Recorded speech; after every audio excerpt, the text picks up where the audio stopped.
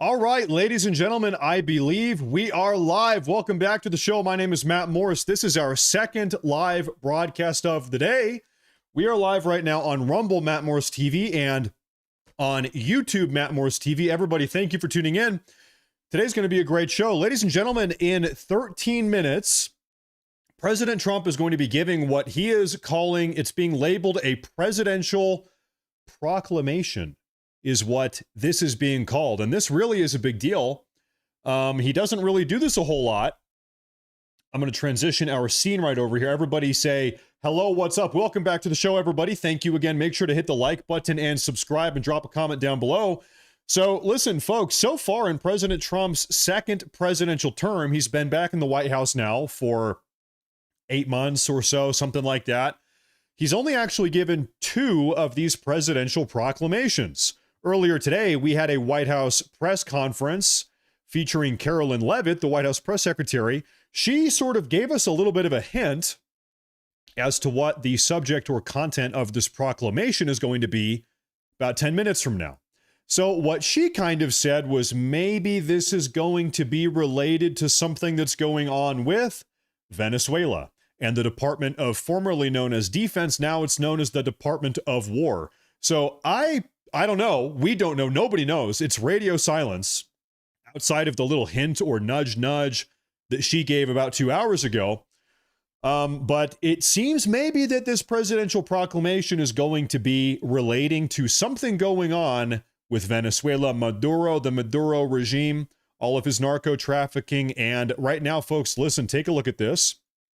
Right now, we have, I believe the number is 7 U.S. Naval vessels in the Caribbean off of the coast of Venezuela. 1, 2, 3, 4, 5, 6, 7, a nuclear-powered submarine. Also, of course, this is Puerto Rico, where we have a military base. Here's the Panama Canal down over there. But so we already have a little bit of a presence down there. Are things going to escalate and continue to pick up in severity? I don't know. So that's really, listen, we are doing an emergency broadcast here, folks, right now. Of course, this is the second time I've gone live today. There's so much news. I have to be here all day with you guys. And we're going live early compared to when we normally go live because this is breaking news. This is President Trump's third presidential proclamation of his second presidential term. Do a little bit of a recap here. On January 20th of 2025, President Trump held his first presidential proclamation, is what it's called. It's a very specific term. Presidential proclamation. It's a little bit different than some of the other announcements. So his first presidential term was in January, and it was actually on Inauguration Day. So it was his inaugural proclamation. Okay, makes sense. All right, he was talking about all sorts of things. His second proclamation actually was about 3 weeks ago, 3.5 weeks ago, on August 14th.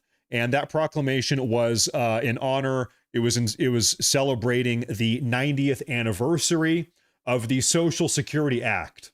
And so, like I said, this will be President Trump's third official presidential proclamation of his second term. He did a couple of them during his first term as well, but that was so long ago. So we're going to get some big news. Like I said, I think this probably relates in some way to what's going on in Venezuela, but we really don't know for certain. We're going to have to find out. Now, if you want to take a look at today's schedule, we went live. I was here with you guys earlier today for the White House press briefing with Press Secretary Carolyn Leavitt. We watched that together. They talked about all types of stuff. And so now here we are, 4:30 p.m. Eastern time, which is, ladies and gentlemen, 9 minutes ago. 9 minutes ago, 9 minutes from now. I apologize. So we're back. President Trump is going to come on out any minute now and let us know what is the proclamation. Now, while we are waiting for President Trump to step on out, we have some other stuff we can talk about that I think is probably worth talking about as well. But first off, I want to take a look down here at the YouTube chat. We have a super chat from Stephanie Wilson. Thank you, Mrs. Wilson. Thank you very much. She says, "You mean someone did not leak this? That's a first, and I love you as much as I can and not be your mama." Stephanie, I appreciate that. Thank you very much. Strictly platonic love. Thank you. I appreciate that. I'm really happy you enjoyed the show. Thank you. Welcome back to the show. Thank you very much. And no, nobody leaked it. Listen, President Trump and his administration, they have spent the last 8 months systematically identifying leakers, getting rid of leakers, kicking them out of the government, draining the swamp, dare I say, purging some agents of the deep state a little bit, dare I say. And a lot of them actually have been held criminally accountable for what they've done. In fact, numerous. I can think of 3 off the top of my head. I'm sure I'm forgetting some. But 3 leakers over the last 8 months have actually faced federal charges for leaking. Specifically, it was some of the leakers that were actually leaking information pertaining to upcoming ICE raids. That was happening a couple months ago. They identified them. They kicked them out of the government. They fired them. And also they held them criminally, federally accountable. Some of these leakers, big problem. I really think it's traitorous behavior. And so thank you, Stephanie. I appreciate that a lot. Thank you very much. And then we have a new member, frickin' Brian. Mr. Brian, thank you very much. So I don't know if you folks have seen this, but listen, not too long ago, this is 90 minutes ago, our Attorney General Pamela Bondi, issued an official statement from the Department of Justice. She had to say, is everything okay? The show is good. We're good. All right. So Pam Bondi, just a couple moments ago, 90 minutes ago, had to say, Irina Zarutska was a young woman living the American dream. Her horrific murder is a direct result of failed soft-on-crime policies that put criminals before innocent people. Is this true? Yeah, this is true. Obviously, this is true. This is how the progressive left operates. Status quo for them.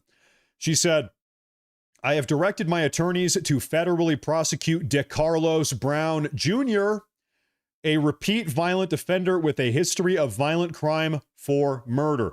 We will seek, ladies and gentlemen, pay attention. We will seek the maximum penalty for this unforgivable crime. It is. And he will never again see the light of day as a free man. Now, I have a little bit of an opinion here. I'm an opinionated guy. She says he'll never see the light of day ever again as a free man. I think that he, DeCarlos Brown, should never see the light of day again, period. If you know what I mean. That's how I feel. Maybe I'm a little bit crazy or draconian. I don't know here, but I really don't think I am, considering just how evil and just, I was going to say satanic, demonic this crime was. Some new footage has come out earlier today as it relates to this crime, this stabbing. We were talking a lot about this earlier today. I've even made a couple videos about this now.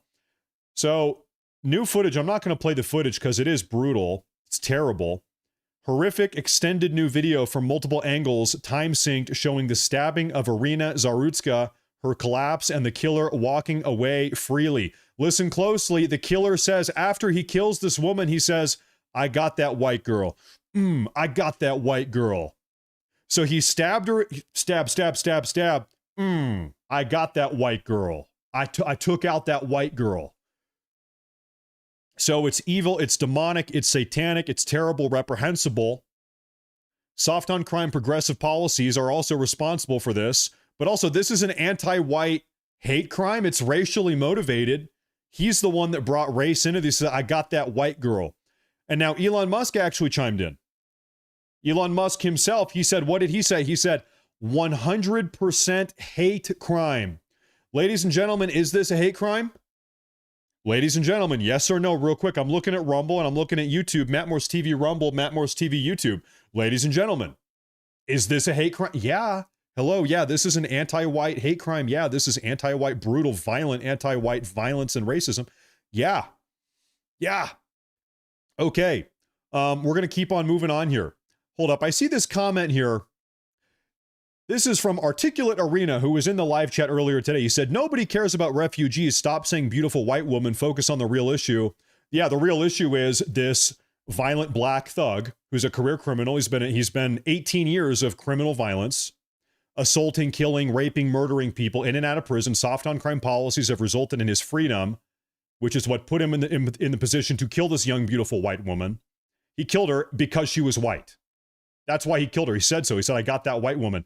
Now, let me ask you a question. You say, oh, well, nobody cares because she's from Ukraine. Let me ask you, do you think that, what's his name? DeCarlos? What is his name? Do you think that DeCarlos Brown stopped and asked her whether or not she's an immigrant or refugee or American citizen? Do you think it mattered to him? Do you think he took the time to do a background check on this young, beautiful woman, Irina Zarutska, to check whether or not she's an immigrant or a refugee or an actual American citizen? Or do you think he just saw a young, beautiful white woman and decided to start stabbing? As we've seen time and time and time and time again, all across the country, anti-white violence. Okay, yeah, I don't think it mattered. I couldn't care less that this woman is an immigrant, a white refugee from Ukraine. It doesn't matter at all, because the point is, it could have been somebody else. It could have been your sister. It could have been your white mother. It could have been your white daughter. It could have been your young, beautiful white cousin. It does not matter that she's a Ukrainian refugee. It doesn't matter. And if you keep pushing back on this, listen, I'm not going to tolerate this hand waving in this community. I'm putting my foot down. I'm not going to tolerate hand waving of anti-white violence in this community. This is my stream, my broadcast, my show. It will not be tolerated. If that bothers you, if you think that's a problem, then you need to see yourself out, because I will not tolerate that. Okay, here we care about anti-white violence, anti-white racism. The rate at which those things are happening is increasing in this country. Black violence is getting out of control in this country. It is a problem, and I'm done turning a blind eye to it. We will talk about it. We need to be honest adults and have an adult conversation about this, and saying, oh, no, don't talk about that. We're not doing that. We are adults. It is a problem. We're going to keep on talking about it until the problem is solved. Really, this whole turning a blind eye to this dynamic is what has gotten us here in the first place.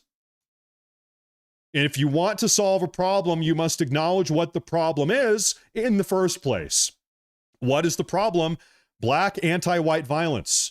Okay, black violence is a big problem in this country. 13% of the population in this country is committing over 50% of the violent crime. That's just an FBI crime stat. The FBI confirms this.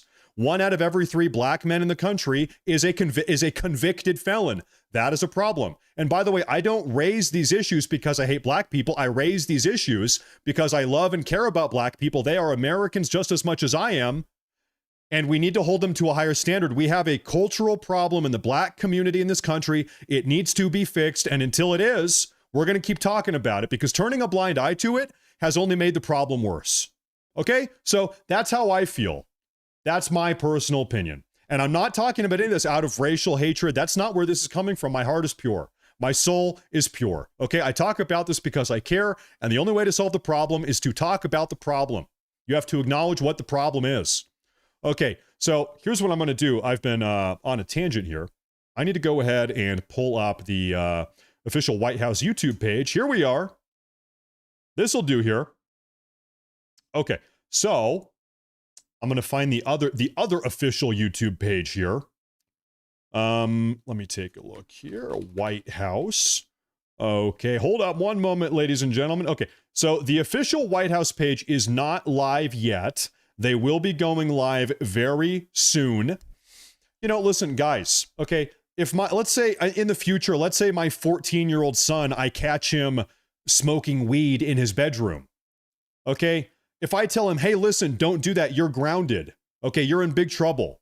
Does that mean that I hate my son because I'm holding him to a higher standard? No, I'm holding him to a higher standard out of love, because I love him and I expect more of him. Okay. Holding your loved ones accountable for terrible, reprehensible behavior, in this case, violent behavior coming from this community, it doesn't mean you hate them. It doesn't. It means you hold them to a higher standard because you expect more, and we ought expect more. They can do better. Okay? That's the truth. That's how I feel. All right. Now, Dad, huh? Now, speaking about this, we actually have, I wanted to play this. Actually, we have a clip coming from Tucker Carlson. Take a look at this. He was talking about this earlier today. I will say that the one thing you have to worry about in a multi-ethnic society is ethnic conflict, because it's enduring. It doesn't go away. It's generational, and we're moving toward that. She was stabbed because she was white, and everyone knows that, actually. And knowing that and not being able to say anything about it because you fear you're going to be called names doesn't make the problem go away. It makes you move to Bozeman.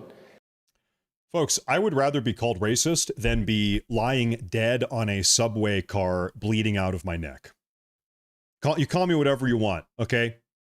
Call me I don't care. I would rather my daughter be called a racist, white supremacist neo-Nazi than be lying dead in a train car at the end of the night.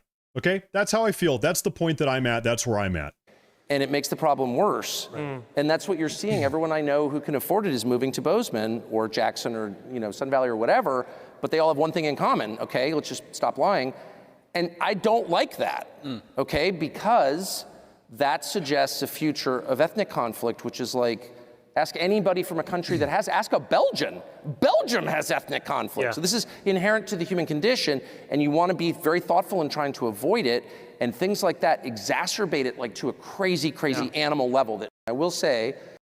Well, listen, I think everybody here that is maybe a little bit older in the audience, you know for a fact. Let's go ahead. Let's compare the year 1995 to the year 2025, 30 years later. Do you think there is more or less racial peace in the country? There's less. There's obviously less racial peace, racial cohesion in this country. And I think one of the big reasons why, listen, dude, you got to stop spamming the chat. You need to stop spamming the chat. You're getting banned. You are banned. Listen, racial tensions are at an all-time high in this country, and I think it's because the far left has been stoking racial tensions for decades now. This country, not that it was ever perfect, okay? There's always been racial strife and conflict, like he has mentioned. Obviously, there always has been. But things have gotten worse. Things have gotten notably worse, and I think a big part of it is because people have been turning a blind eye to a lot of this racially motivated violence. A lot of it's coming from the black community. We just saw it the other day. You need to hold people accountable. You have to hold people accountable. You cannot say that we're just going to tolerate these sort of attacks. You can't. You have to hold people accountable. Stephen Miller chimes in. I'm keeping a look on President Trump. He's coming out any minute now. I think we've got some time, though. Stephen Miller chimes in. The Democrat Party, Sean, is terrorizing the American people. Just think about what is happening in our major cities, the bloodbaths every single weekend. One victim after another, one shooting after another, one murder after another. When you have Democrat politicians like Pritzker and Newsom that are freeing illegal alien pedophiles, illegal alien child abductors, illegal alien murderers back into our streets, to kidnap people, to beat them senseless, to stab them and shoot them to death. This is terrorism being waged against the American people. And then you look at that video that chills our very souls out of Charlotte, that beautiful young woman stabbed to death, murdered savagely on a subway, just trying to get home from work, fleeing war, only to run into a Democrat war zone here in our country. That monster, 14 prior arrests in and out.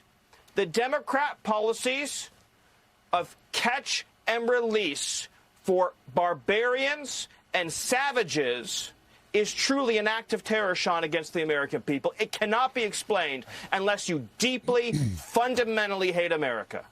Listen, folks, this whole notion that, once again, we ought to just ignore race. It doesn't exist. Don't focus on it. Never talk about it. Once again, I'll say this again. I am a 31-year-old man, white man, living in America. I have spent my entire life. I went through public school. I went to university in Portland, Oregon. I have spent my entire life as a white American man being told that I am solely and exclusively responsible for all of the woes and ills around the world. That white men have caused every single problem around the world. So how are you going to tell me that I should be totally racially oblivious when, you've got 13% of the country that is committing over 50% of the crime, when I have been told every single day of my life that I am responsible for all the terrible things all throughout all of human history? And when you have brutal, murderous attacks like this on the streets, guys, listen, just 3 years ago, the Black Lives Matter movement burned down half the country. They killed a bunch of people. They were killing police officers over the death of a once again, career criminal fentanyl addict, George Floyd. This guy was given, he was buried in a golden coffin. Okay. And what was the implication? I mean, it wasn't even an implication. It was overtly said, is that white people are the problem. Okay. So you're not going to tell me that I need to just turn a blind eye and never talk about, I'm not allowed to talk about race ever, when for my entire life I've been browbeat over the head of white man bad, white man bad, white man bad. Listen, I'm sorry. If we want to solve problems in this country, if we want to reduce the crime rate, etc., we have to acknowledge where the problems are coming from. Okay? The Joe Biden administration 3 years ago said the number one threat to the American Republic is white supremacy and white domestic terrorism. And it's like, really? The number one threat to this country is white nationalists? Are you like, where are they? Who? Where are the white nationalists? Because I see a bunch of black crime. I see gang shootings in Chicago and Memphis and Atlanta, Georgia. I see that. I see whatever his name is. I see DeCarlos Brown stabbing people on the subway for no reason and then talking about how he killed a white woman. I got that white woman. But I don't really see the white nationalists anywhere. I don't really think the country's at risk of being overtaken by white nationalists. White people, yeah, okay, listen, yeah, okay, all right. And by the way, once again, I want to be very clear. Nothing I'm saying here is coming out of a place of hatred. Everything I'm saying is coming out of a place of love. I expect this community to elevate itself and stop committing so much crime and stop perpetuating gang violence and turf wars and stop stabbing people on the subway for no reason and really just stop blaming white people for every single problem under the sun. Okay? I am at that point. That's where I am at. This killing here has really, I don't know if you can tell, this killing here has really pissed me off. And I don't know if you guys agree. Give me a yes or no if you are with me. Okay? I am pissed off about this. And I'm pissed off at being told that I am not allowed to be pissed off. That's perhaps what I am pissed off most about. I'm mad at being told that I am not allowed to be mad. The only time a white person is allowed to recognize the fact that they are white is when they're being told that they are bad for being white. Any other racial recognition amongst white people is not allowed, explicitly not allowed. If you're a white person, the only time you're ever allowed to acknowledge that you are even white is when you are acknowledging, hey, everybody, I'm sorry, I'm a white person and I'm so bad. Us white people, we really caused all the problems. Those days are over. Fuck that. I'm done. I'm off. I'm done. I'm off. Okay, I'm off the ride. I'm not doing that. Fuck that. Anyway, sorry. So yeah, I'm pissed. Now anyway, though, listen, right now we are waiting for President Trump's, I am mad. I'm sorry. We need to get back to the news because I am mad. So I'm going to try to simmer down here. This whole situation really has pissed me off. It's really bothered me. And like I said, most of all, I think I'm most pissed off about being told that you're not allowed to be pissed off. You know what? How about this? You're not allowed to tell white people how they can act anymore. How about this? You're not allowed to tell me, a white man, how I'm allowed to feel. How about that? Those days are done. I'm going to do what I want. I'm going to feel how I want, and I'm going to behave how I want. And I'm going to do what's best for me and my family. How about that? And like I said, I would rather be called a racist than be face down dead on a subway car. That's the point I'm at. I do not care. And once again, I don't hate anybody else. Nothing I'm saying is out of hatred or disdain for anybody else. However, if you want to solve the problems, you have to acknowledge what the problem is in the first place. We need to start acknowledging and recognizing problems. Now, anyway, ladies and gentlemen, President Trump is going to come on out here and give his presidential proclamation any second now. Actually, technically, he is 11 minutes late. He's 11 minutes overtime. So, literally any minute now, he's going to come on out. We actually don't know the exact nature of what his presidential proclamation is. We don't know exactly what he's going to proclaim. We don't know for sure. We can suspect, though, Press Secretary Carolyn Leavitt a couple hours ago, earlier today, this is her right here, she actually came out, she kind of hinted at the fact that maybe this proclamation is going to have to do with something going on with Venezuela. Right now, folks, as a lot of you know, we have 7 different U.S. naval vessels parked in the Caribbean off of the coast of Venezuela. And it seems like something that he's going to talk about today, this proclamation is going to be talking about Venezuela and maybe even the Department of War. Right now, count them up. We have 1, 2, 3, 4, 5, 6, 7 is the number I keep hearing naval vessels parked off of the Venezuelan coast here. We have a nuclear-powered submarine, all types of stuff. We have, amphibious transport dock, cruiser, destroyer. This is Puerto Rico here. We have a military base. The ships are in Puerto Rico. And so, folks, literally any minute now, he is 12 minutes behind schedule. We have a live feed of the White House front lawn. Trump is going to come on out inside of the Oval Office, and he's going to let us know what is the deal. What are we proclaiming? So far, President Trump, in his second presidential term, has only ever made 2 presidential proclamations. A proclamation is a very specific thing. It's different than other types of announcements. So on January 20th, Trump issued his first presidential proclamation, but it was about the inauguration. It was his inaugural proclamation. That's the first proclamation he made. And then his second proclamation was actually about 3.5 weeks ago, in which he was talking about the 90th anniversary of the Social Security Act. And so he's issued 2 so far. We're going to have a third one here any moment. He's going to come on out and let us know what is the deal. We're probably talking about Venezuela, frankly. You can see here it's actually scheduled for 4:30 p.m. Eastern time, which is 14 minutes ago. We've got the White House press pool.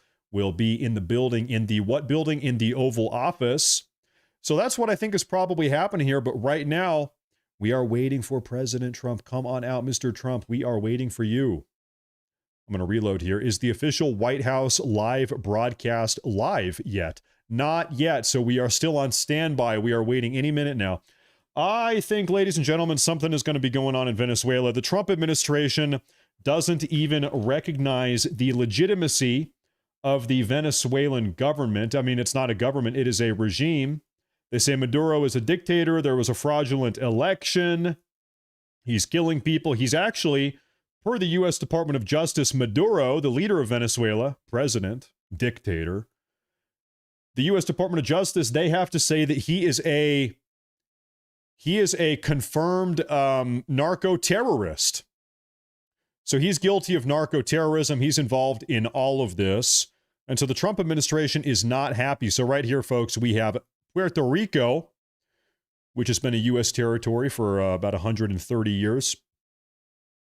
And right now there's, I guess it's not appropriate to call it a blockade. It's not a blockade, but we have quite a U.S. naval presence here off the coast of Venezuela. Capital is Caracas. Now, I wonder if we can we drop in and take a look? What does it look like down here on the streets of Caracas? You know, frankly, it's beautiful. It's really not that bad.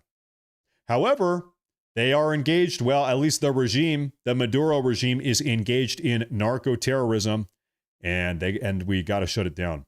You guys know me. I am a little bit more of a paleo-conservative, a little bit of an old-school conservative. One of my favorite politicians ever is Pat Buchanan. Shout out to Pat Buchanan. He's a paleo-conservative. I've read a lot of his books over the years. Look at this. They've got golf courses. So listen, Venezuela is not really that, probably depends on where you are. But Maduro is a big problem. He is directly responsible for killing a lot of Americans. A lot of the fentanyl coming in this country is coming from Maduro because he is a what? He is a narco-terrorist. And so anyway, what I was going to say is I'm a little bit of a paleo-conservative. Now, as such, for a long time, for really the first 150, 170 years of American history, we had a geopolitical strategy. It was called the Monroe Doctrine. America operated for about 170 years on the Monroe Doctrine. A little bit of an American history lesson. The Monroe Doctrine says this is the Western Hemisphere, and everything that goes on in the Western Hemisphere is our business. This is our hemisphere. Everything that goes on in this hemisphere is potentially a national security threat. So as such, America needs to maintain a hegemonic stance of dominance over the entire Western Hemisphere. And that doesn't mean that, we are directly controlling every single country. It just means we are not going to tolerate any threats to us in our hemisphere. This is our hemisphere. And this is how we operated. This is how our foreign policy operated from 1780, when George Washington was in office, our first president, all the way up arguably to about World War I, when we got involved was 1917 or something like that. And so, you know, I am a little bit of a Monroe Doctrine fundamentalist. I do think that we should not tolerate threats, direct threats to America in our hemisphere. This is our backyard. And very clearly, Venezuela is a threat to us. Maduro is a narco-terrorist operating with various other narco-terrorist cartels and gangs. Is Trump coming out yet? Not quite yet. I'm keeping tabs on this. And, you know, already he's been responsible for the deaths of hundreds of thousands of Americans. How many people died on 9/11? 3,000, something like that, on the 9/11 terror attack. 3,000 Americans. That's bad. That's not good. Guess what? How many Americans has Maduro killed as a consequence of his narco-terrorism? Hundreds of thousands. Okay?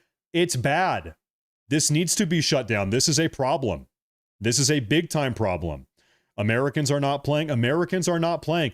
Trump, President Trump, about a week ago, I'm just keeping tabs on this. Okay, he's not coming out yet. I'm keeping tabs, though.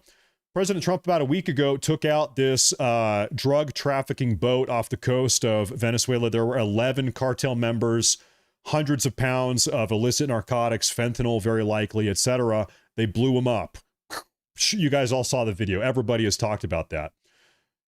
What happened? The progressive left over here in the United States said, hey, you're not allowed. Hey, you're not allowed to do that. In fact, I got to say, listen, guys, Rand Paul. Part of me, something deep inside of me, I want to like Rand Paul. I do. I want to like him. But he keeps giving me reasons not to like him. I want to like him sincerely. I do. I want to like you, Rand Paul. Some of the stuff you do, I like a lot. I do. But Rand Paul came out after President Trump blew up this boat, this narco trafficking boat. And Rand Paul made the argument that Trump was supposed to give these guys due process. I'm like, dude, what do you mean Trump needs to give these guys due process, Rand? What the hell are you talking about? They are narco traffickers trafficking narcotics from a narcotic state, from a narco terror state, which is Venezuela. And they are en route into America. They're going whoop into America. What do you mean they need to be given due process? As far as I'm concerned, we did give them due process. Trump blew them up. Thank God. I think we should do that a lot more. I think we should blow up a lot more of these narco traffickers. That's my humble opinion. That's my humble opinion. Now, any minute now, Trump is going to come on out. Any minute now, Trump is going to come out and give his third hey, you need to give those narco terrorists due process. Yeah. No. How about no? How about, no, actually, no. Actually, how about no? No, thank you. Anyway, President Trump is going to come on out here any minute and talk to us about this presidential proclamation. This will be the third proclamation of his second term. He's issued two of them so far. One was on Inauguration Day, and one was about 3.5 weeks ago, during which he talked about the 90th anniversary of the Social Security Act. Was the 90th anniversary. So this will be the third one. And to be clear, we actually don't know exactly what he's going to be talking about today. We have one tiny little hint that we got a couple hours ago from Press Secretary Carolyn Leavitt. And it seemed like what she was kind of hinting at was that Trump was going to come out and issue this proclamation relating to Venezuela and the Department of War and something that's happening with Venezuela. I don't know. So, all right, we can speculate, but really we don't know for sure. I'm seeing if the official White House page has gone live yet, and the answer is no. Now, I did notice, if you're looking at the presidential schedule here, this proclamation was scheduled for 4:30 p.m. Eastern, which was 21 minutes ago. However, what was immediately prior to this on the schedule? The president participates in the swearing-in ceremony of the U.S. ambassador to the Portuguese Republic. I was thinking it's possible that this swearing-in ceremony of our new ambassador to Portugal, I suppose this could go overtime. It might take longer than expected. Might take longer than a half hour, that is. So we're going to find out here. But anyway, we are about 22 minutes behind schedule. We are 22 minutes behind schedule, man. I got to say, every time people use this word due process for narco traffickers or for illegal alien invaders or for Trende Aragua gang members, I'm like, hold up. So did any of these illegal aliens give one crap about due process when they illegally snuck into our country, when they invaded our country in direct defiance of our federal immigration legislation?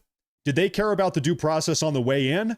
Yeah, I didn't think so. Do the narco traffickers care about due process when they're smuggling drugs into our country, at which point they kill hundreds of thousands of Americans?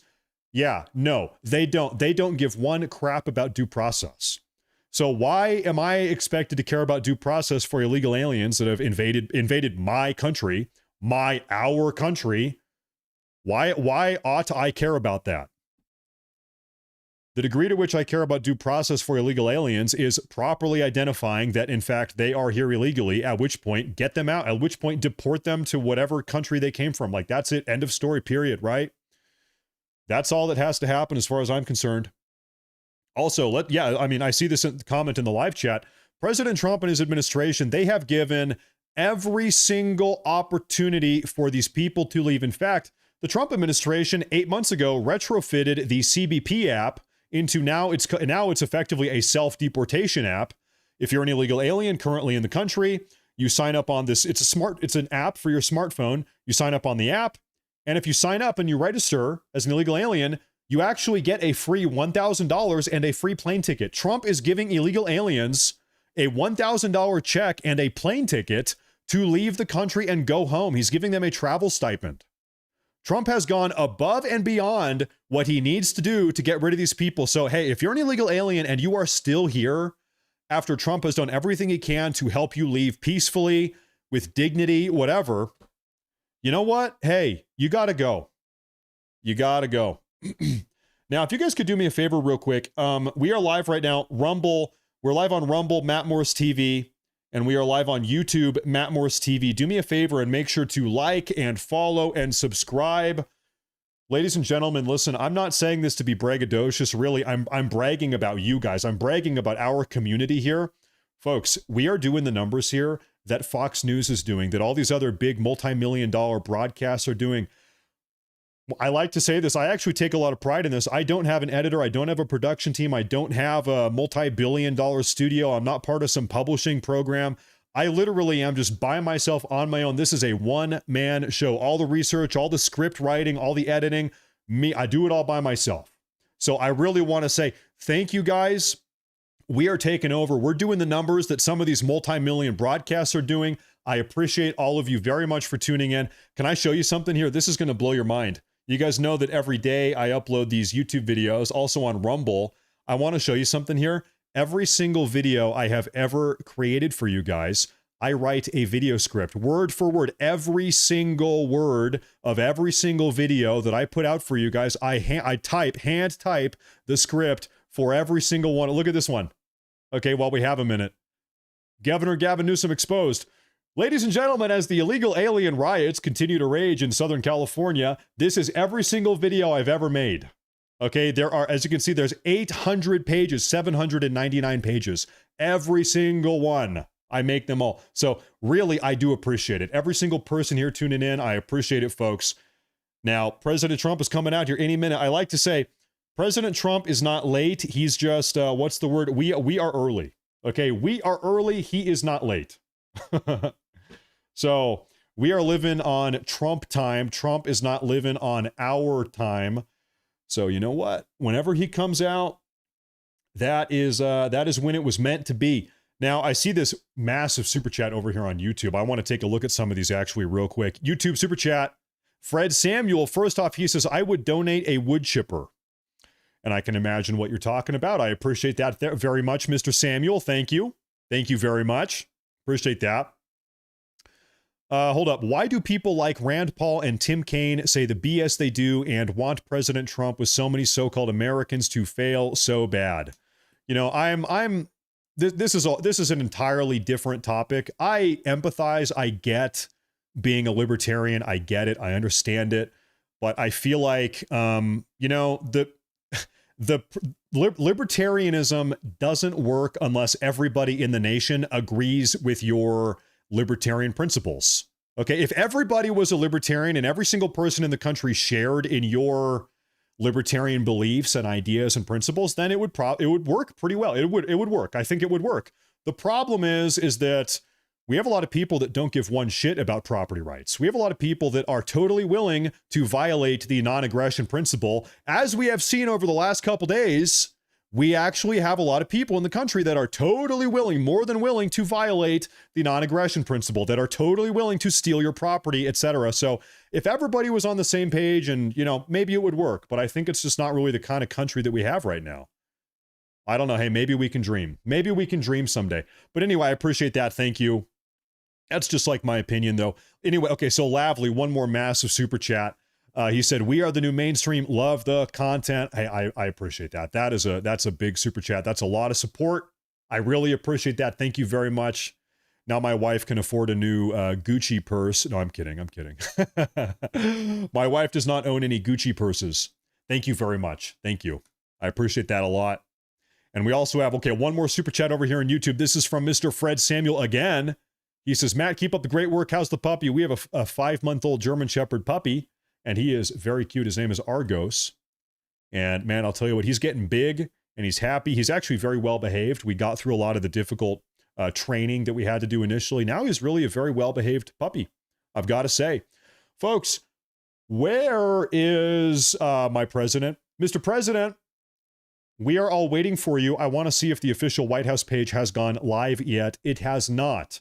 So normally we get like a 2 or 3 minute kind of notice here. And what I mean is that the official White House YouTube page goes live, and then shortly thereafter, 2 or 3 minutes, then the event actually begins. And so any minute now they're going to go live and we're going to have something to watch. But until then, we just have this beautiful view of our nation's capital, not Capitol building, but it's in our nation's capital. It's the White House here. President Trump is inside the building right this very moment, and he's getting ready. Presumably he's prepping. He's getting ready, and he's going to come on out any minute. We have a membership over here on YouTube. Trish Killian, I appreciate that. Trish, Mrs. Killian, I appreciate that. Shout out to you and your husband, it looks like in that picture there. Thank you very much. Dan Williams, I appreciate that. Thank you. Thank you very much. That's a big one. I appreciate that. Thank you, Mr. Williams. I'm happy you're tuning in. Any president, this minute is coming out. Any minute, this president is coming out. Sorry. A little bit brain fried, I guess, today. Tree climber towards a puppy hat. Oh, a new hat? Yeah, the dog has been chewing on my hat. That's why it's all messed up. Thank you. Thank you very much. I appreciate that a lot. I appreciate that a lot. I really do.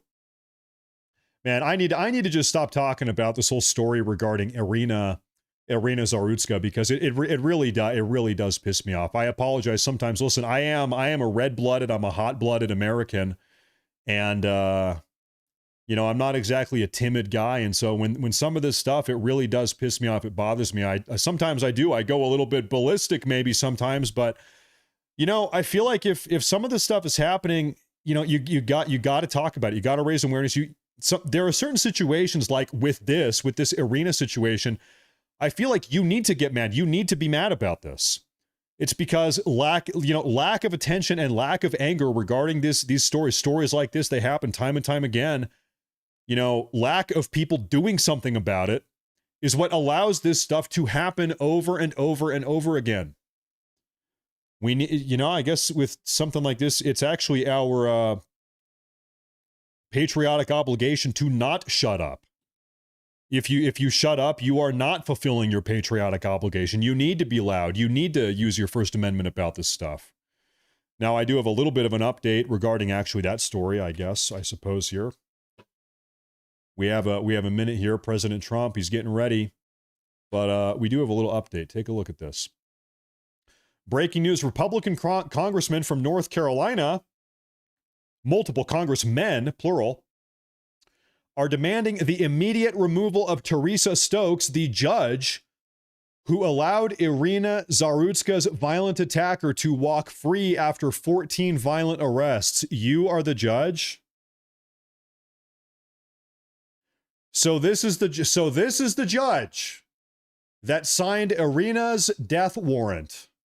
This judge signed off on Irina getting stabbed in the neck. That's how I view this. That's my opinion here. How in the hell are you going to let this violent thug with 14 prior violent arrests and 18 years of criminal violence under this guy's record, under his belt, she lets him walk free? Listen, you know what? Hey, in my opinion, this person, Teresa Stokes, needs to be held criminally accountable. This person needs to be, Mrs. Stokes needs to be held accountable. She signed off on this. She is a co-conspirator in this. Listen, okay, just like you, everybody put on your thinking brain here. Let's think about this. Okay, so you're telling me that we have an 18-year-long violent criminal with 14 violent arrests under his belt over the period of 18 years. What's going to happen if we let him out? What's going to happen if we let him out back into the public? Do you think he's going to continue to be violent? Or do you think he's going to totally reform and become a good boy? Yeah, he's not a good boy. Yeah, no, to say the least. This is just sickening. You know, as they say, fool me once, shame on me. Fool me twice, shame on you. Fool me 14 times? 14 times? Like, are you kidding me? Judge Stokes, the respectable Judge Stokes, introducing. Yeah. Give me a break. Good Lord. Okay, is the official White House page live yet? They are not live yet. I'm going to reload Trump's daily schedule. I want to see if anything got changed here. Any updates to the schedule? No. This is still scheduled for 4:30 p.m. So right now, ladies and gentlemen, President Trump is 34 minutes overtime. But that's okay. Okay, I want to take a look at this here. I'm seeing somebody say, what'd you say? Her girlfriend ran a rehab program that she was on board of. They got paid to release him to the rehab. And so the story, I hadn't heard that. Thank you. I'll take your word for that. And so the story gets even worse. So these liberal judges are running a racket. There is a racket that is going on here. Imagine that. No, I hadn't heard about that. I had not heard about that. Amazing. Really very curious. Although, you know, I can't say that I am particularly surprised. Now, we have something coming out of President Trump right now that is probably unrelated to this proclamation, but we're going to talk about it nonetheless real quick because we are on standby right now. President Trump has just told the European Union to impose 100% trade tariffs on both India and China. Trump has said the U.S. will mirror the tariffs imposed. 1, 2, 3, 4, I declare a trade war. President Trump is going to war with BRICS. We've seen this. This has been ongoing for months now. President Trump has had enough of BRICS. In fact, President Trump was talking about, totally shattering, breaking up the BRICS alliance. And of course, you know, this is obviously in the interest of America. BRICS is explicitly an anti-American entity. The sole and exclusive purpose of BRICS, which is an economic alliance between Brazil, Russia, India, South Africa, and China. The sole and exclusive purpose of BRICS is to undermine the U.S. dollar and, undermine and subvert the global U.S. economic hegemony. That's what it is. This is an anti-American alliance. So, I mean, it makes sense that Trump would want to break up BRICS. And so here's what he's saying. He's saying, listen, hey, Europe, you know, we might not be totally on the same page with everything, but I'll tell you what, Europe, Europe and the United States, we have a lot more in common between the two of us than we do with India or with China for that matter. Listen, Europe, we got to link up. Listen, Europe, if we want to maintain our position here, we need to link up and we want to do our best to try to break up BRICS. And Trump has been kind of angling in this way for months now, ever since getting back into office. He's had tariffs on China. Right now, he has a 30% flat tariff on China, 50% tariff on India. And so Trump is saying, hey, listen, they want to play these games and mess around, then we're going to do it too. Because keep in mind, Trump is not the one starting all of these economic battles. These other countries India, really, and China, really, have both been really bad actors in the global economy, specifically as it relates to America, but also to Europe. And so Trump is saying, listen, Europe, you guys have been getting screwed over by these guys just as much as we have, if not more, for a long time now. Why don't we strengthen our ties? America, Europe, let's strengthen our ties here, while also simultaneously cutting some ties between us, Europe, America, and India and China. So we're going to see this could be bad news for India and China here coming up here. We're going to have to see if Europe decides to follow suit, or if they decide to sign off on President Trump's plan here. Now, any minute. Once again, folks, thank you for your patience. I have to say, President Trump right now is 38 minutes behind schedule. What's that old saying from Lord of the Rings, the old Lord of the Rings books about wizards? Wizards arrive never late or early, only precisely when they intend, or something like that. So, maybe the same can be said for President Trump. President Trump is neither late nor early. He arrives exactly when he intends to. And so that might be the realest way to put this. Now, we do have some super chats I'm going to take a look at real quick. Take a look. I think I need to go back. Man, we have a holy, where am I going? I want to take. I am not in control of the show. Okay, this is from Amy Carroll. That's what I wanted to see. The one from Amy Carroll. Thank you, Amy. She says, always enjoy your content. When we want updates on what's going on, we check your channel first. Down to earth and honest. We appreciate you. Keep up the great work. And MAGA. I appreciate that. I really do. Can I permission to get a little bit silly here? Listen, I have grown up my entire life in the Portland, Oregon area. I have grown up surrounded, all my friends, my teachers. Guys, I went to Portland State University. Okay, just a little bit, and also Portland Community College for a little while. Guys, my family, my teachers, my friends, I have always my entire life been surrounded by progressives, okay? And so, now I live up in Idaho. I'm surrounded by people that are more like me, but also I go live on YouTube here. I talk to you guys. I read the comments. I see what you guys say. And it's like, all right, these are my people. This is my community. All right. Finally, some people that are not insane. Finally, I've got some people to talk to. That's you guys that are not out of their freaking minds. That's you guys. So, hey, thank you guys for not being insane like everybody else I've ever met in my entire life. So thank you. I appreciate that. Thank you. I'm going to work my way backwards here. K24U today says, I think this is to add more pressure on Russia after the attack on Ukraine. Yes. One of the reasons why President Trump is pushing so hard on India is because he wants India to cut their economic ties with Russia. In fact, India has done the exact opposite, though. India has actually doubled down on their, namely, energy reliance from Russia. So what has happened over the last couple months is that Trump has been imposing sanctions on Russia. And as a consequence, Russian energy prices, Russian oil, the value of Russian oil has dropped because nobody is really buying it anymore. It's supply and demand equation here. India has said, oh, wait a minute, hold up, India here. We've noticed that Russian oil is super cheap right now because nobody else is buying it. All right, we are going to start buying a bunch of Russian oil because it's so cheap. That has pissed off President Trump because President Trump has been trying to economically isolate Russia in order to bring Russia to the negotiating table to end the war. Trump wants to cut off Russia's economy, cut off their income pretty much to bring them to the negotiating table. Well, India is actively subverting President Trump's plan. So Trump is pissed off at India right now. And so, yeah, you're totally on point. You're totally right about that. Thank you again. White Wolf. This says, Matt, if you could hack any mainstream media channel without consequence, which one would you hack? And what would you do with your 15 minutes? I've never thought about that. I don't know. I would hack MSNBC and I would take over Rachel Maddow's segment. Rachel Maddow. How about Rachel Matt Morse? I don't know. Yeah, I would take over Rachel Maddow's segment and I would become Rachel Maddow for 15 minutes. How about that over on MSNBC? Hey, thank you. I appreciate that. Thank you a lot. I don't know. I've never thought about that before.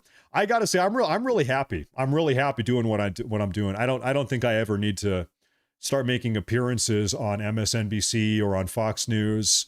In fact, I'm not going to say where, from who, I'm not going to say when, but I get invitations sometimes to go on these big podcasts or mainstream media. I have been invited a couple times over the last couple months. And, frankly, I'm just not really that interested, to be honest. I'd really just like to do my own thing. I don't want to be compromised by anybody else or have any connections anywhere else. I just like to do my own thing. I've been invited to I can fly out over there. I'll have a plane ticket to go over there. I just want to do my own show and be in my own lane and do my deal and talk to you guys. And I'm happy. I don't need to go on Fox News or anywhere else, hypothetically. So I appreciate that. Thank you though. I'm old enough to remember, this is from Rocks and Cows. He was here earlier today. Thank you. I appreciate that. He says, I am old enough to remember when Democrat policies were identical to MAGA Republicans nowadays. It is so funny. If you go back and watch famous Democrat politicians from the 1990s, or some of them even from the early 2000s, a lot of them are saying some of the same stuff that we're saying here. Listen, I remember, okay, who here remembers a guy, his name was Ronald Reagan? Ronald Reagan hated trade tariffs. Ronald Reagan was explicitly, openly, vehemently anti-trade tariff. He was. Ronald Reagan hated trade tariffs. Go back to the 80s and 90s. Who was in favor of trade tariffs? It was the Democrat. The Democrats were always talking about trade tariffs. Barack Obama used to talk about tariffs. There's clips of Chuck Schumer. There's clips of Adam Schiff. There's a lot of clips of Nancy Pelosi. Nancy Pelosi was railing about how we need trade tariffs on China for decades. Now, the second that Donald Trump actually does it, then the Democrats suddenly hate trade tariffs. Then they hate trade tariffs. Then tariffs are the worst thing in the world. But for a long time, listen, you need to be aware of the history here. That, in that regard, that stance has flipped a little bit over the last 30 or 40 years.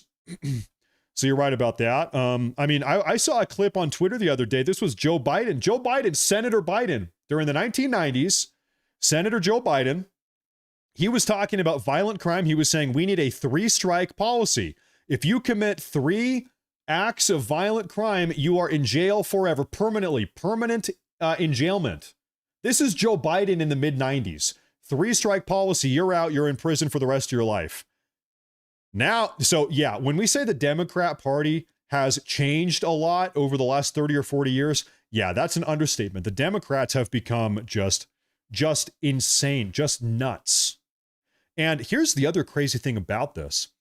I feel like a lot of older Democrats, if you're a 60, 70, 80-year-old Democrat voter, I think a lot of these older Democrats, they don't realize that the Democrat Party in 2025 is nothing like the Democrat Party that maybe they signed on for in 1975 or 1985. I think a lot of older Democrats, they don't realize the degree to which their party, the Democrat Party, has been hijacked and fundamentally changed in every way possible. So these 80-year-old or 70-year-old Democrats, they still think that they're voting for Bill Clinton circa 1995 style Democrats. No, not even close. Not even close, right? And that's just how much their party has moved. It's totally shifted. Totally different than it used to be. Want to make sure I'm not missing any of this. So Richard, I appreciate that. Oh, sorry, I haven't seen this one. Matt, you very quickly became my favorite and your competition is large. I guess I can say I never really even, can consider the other right-wing news channels I'm going up against. Really, my goal, it's kind of an inward goal. I just want to make sure that every day I am better than I was the day before. So I'm not thinking about how can I beat Fox News? How can I take down Tim Pool or Benny Johnson? I don't even think about that. I just want to make sure today's broadcast is just a tiny bit better than yesterday's broadcast. And if I do that enough times, day after day after day, then we're going to be in a pretty good position. Okay, so that's kind of how I look at it. So really, it's the opposite. I hope Benny Johnson and Tim Pool or I hope everybody is successful. I want everybody to be successful. But anyway, that's kind of how I look at it, I guess. Now, real quick, I have to say, folks, thank you for the patience because President Trump right now is 46 minutes behind schedule. So he's going to be coming out any minute here. I'm going to refresh the official White House schedule page one more time because he was supposed to come on out and talk to us about this presidential proclamation 47 minutes ago. We are operating on his schedule. He is not on our schedule. So, hey, any minute now. I'm taking a look at the Associated Press. Nothing yet. Is the official White House page live yet? They are not. They are not live yet. So he is behind schedule. Excuse me.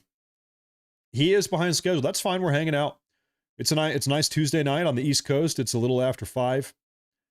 And on the West Coast, you know, while we have him in here, I'm going to show you guys something pretty cool.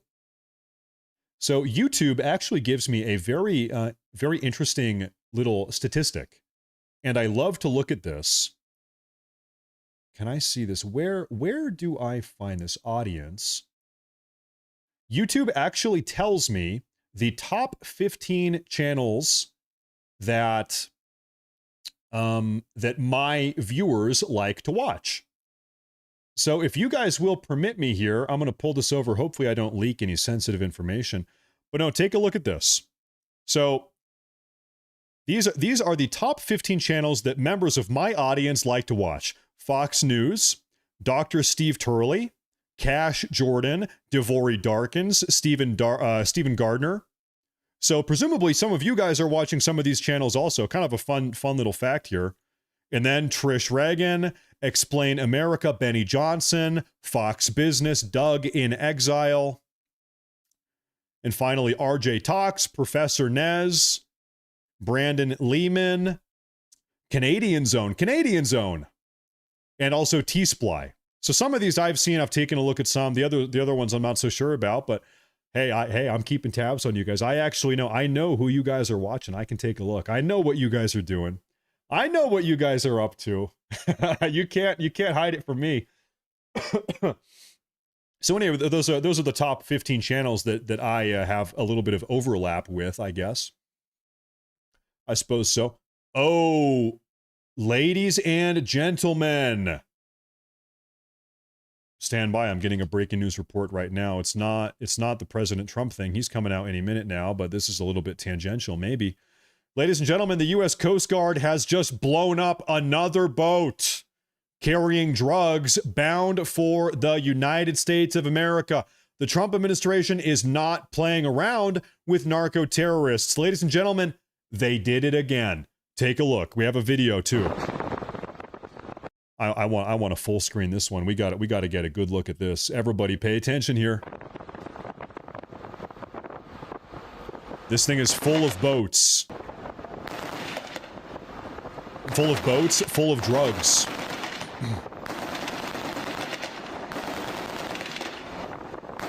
So you know what this looks like?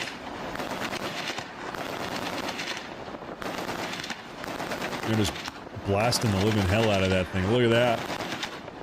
There you go. So what this looks like to me is that they apprehended this boat. They pulled the people off. The narco traffickers pulled them off. And then they just used this thing as target practice. They probably put some explosives on this thing. The drugs are on this thing. They apprehended the bad guys. And then they said, hey, wouldn't it be fun if we just blew this thing up? Wouldn't it be fun if we just started unloading, if we just started mag dumping on this boat? Yeah, that sounds super fun. Okay, let's do it.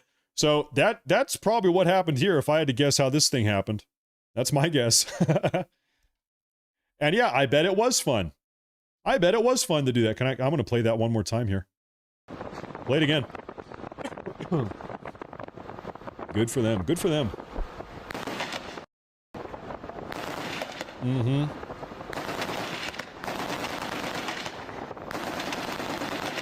There you go. Give you a better view. I bet that was fun. I bet.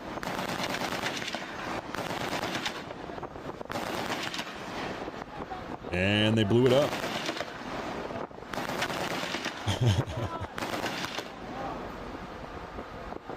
There you go.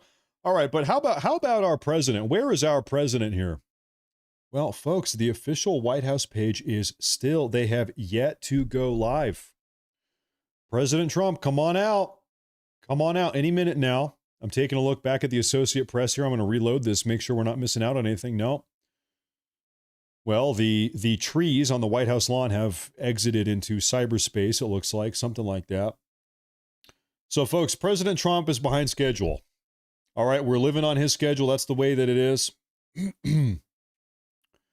We are on standby. Oh boy, folks, we have another breaking news update. You guys are gonna like this one. I told you guys today is a big news day. Tuesday is always a big news day, but we have another little kind of off-topic update here. Breaking news: Supreme Court Chief Justice John Roberts has just reversed a lower court order that was attempting to force President Trump, to spend $4 billion in foreign aid by the end of the month. Trump is now allowed to withhold the funding. The Supreme Court is fed up with activist judges.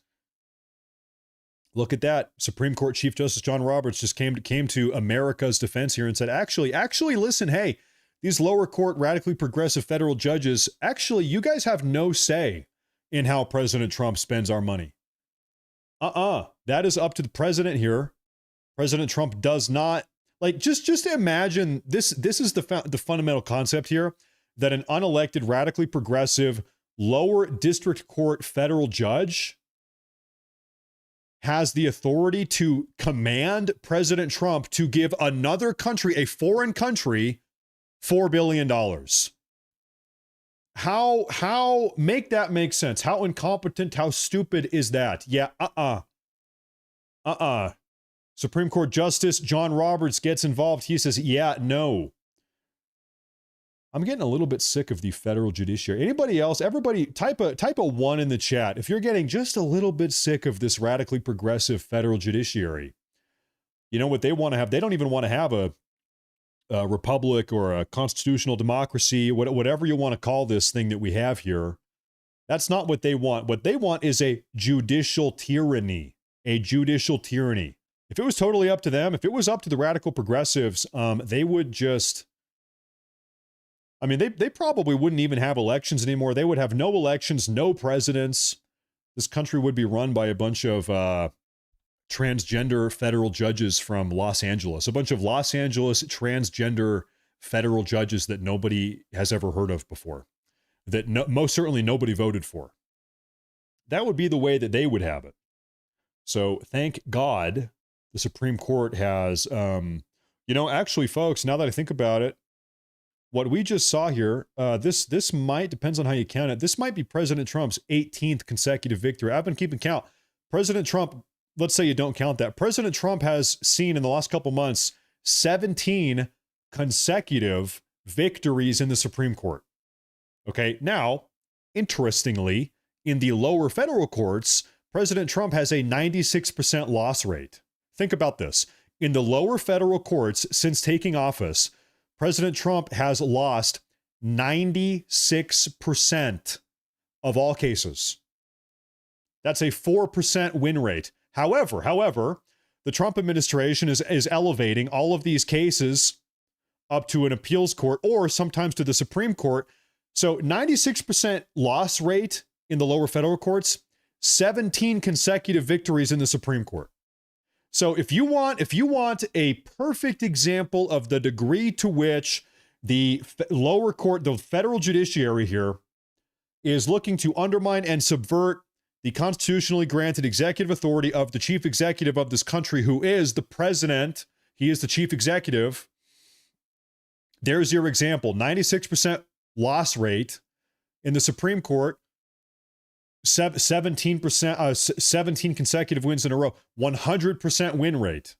Complete opposite. It really is just insane. It really is nuts. It really is. Jim Probst over here on YouTube, he has a super chat. This is what he's got to say. He says, Morris Nation, keep doing exactly what you were doing. We will tell others about you on our end. My vote is harsher consequences to send a message to anti-American sentiment in any form. You got to broadcast. I mean, hey, listen, that's how the country was. First Amendment. Listen, it's true. It is your, as I like to joke, it is your patriotic obligation to complain about everything you don't like. If you don't like the way things are going, it is your patriotic duty, your obligation to complain as loudly and vocally as you can. So hey, keep it up. That's what that's what I do every day, I guess. So I appreciate that. No, listen, I've noticed, I can tell there is a word of mouth phenomenon. You guys, a lot of you guys, you right there, you're recommending the channel, you're passing it along to your friend. I can actually see that on the back end. I can see the analytics. And so I can tell you guys are recommending here and there. It helps. It does help a lot. I appreciate that a lot. Thank you very much. It does. It really, really does. The Morris Nation. Whoa. Some people say the Morris Nation. Some people say the Morris Force. I'll tell you what I say. I'll tell you what I have to say. I'm saying, where's President Trump? That's what I have to say right now. President Trump, guys, President Trump is about, he is 57 minutes behind schedule. 57 minutes behind schedule. President Trump, come on out. Come on out. The entire country, the entire nation is sitting here waiting. If you don't know why everybody's here today, what are we doing? What is the deal? President Trump is going to be issuing a presidential proclamation. It was scheduled for about an hour ago. He's about an hour late now. Now, a presidential proclamation really is a big deal. And the reason I say that is because he's only ever issued 2 of these things. You know, a proclamation is a very specific term, very specific verbiage here. So he's only ever issued 2 presidential proclamations. The first one was on January 20th, 2025, which was his inaugural proclamation, where he was sort of addressing the nation immediately after being inaugurated.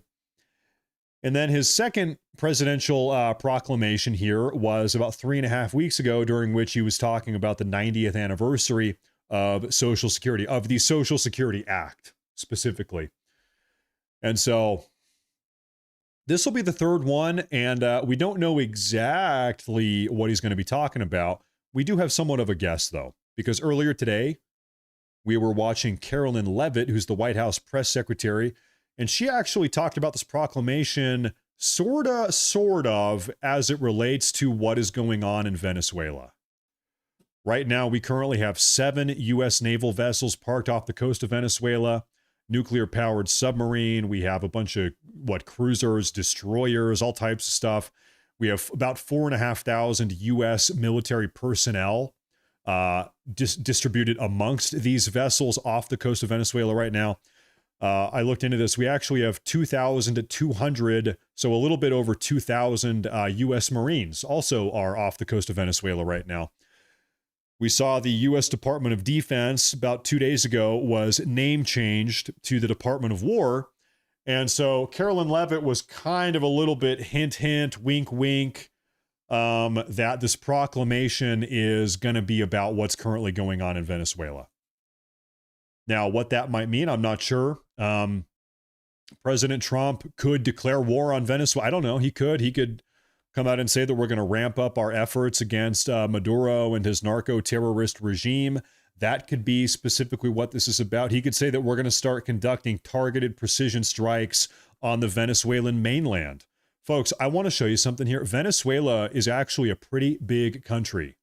You can do a little bit of a comparison. I don't know, probably 50% bigger than Texas would be my guess. It's a big place. And about half of Venezuela is just Amazon rainforest, dense, thick. Nobody has ever been out here ever before. Just never-ending rainforest. Look at this. Do we have a 3D view?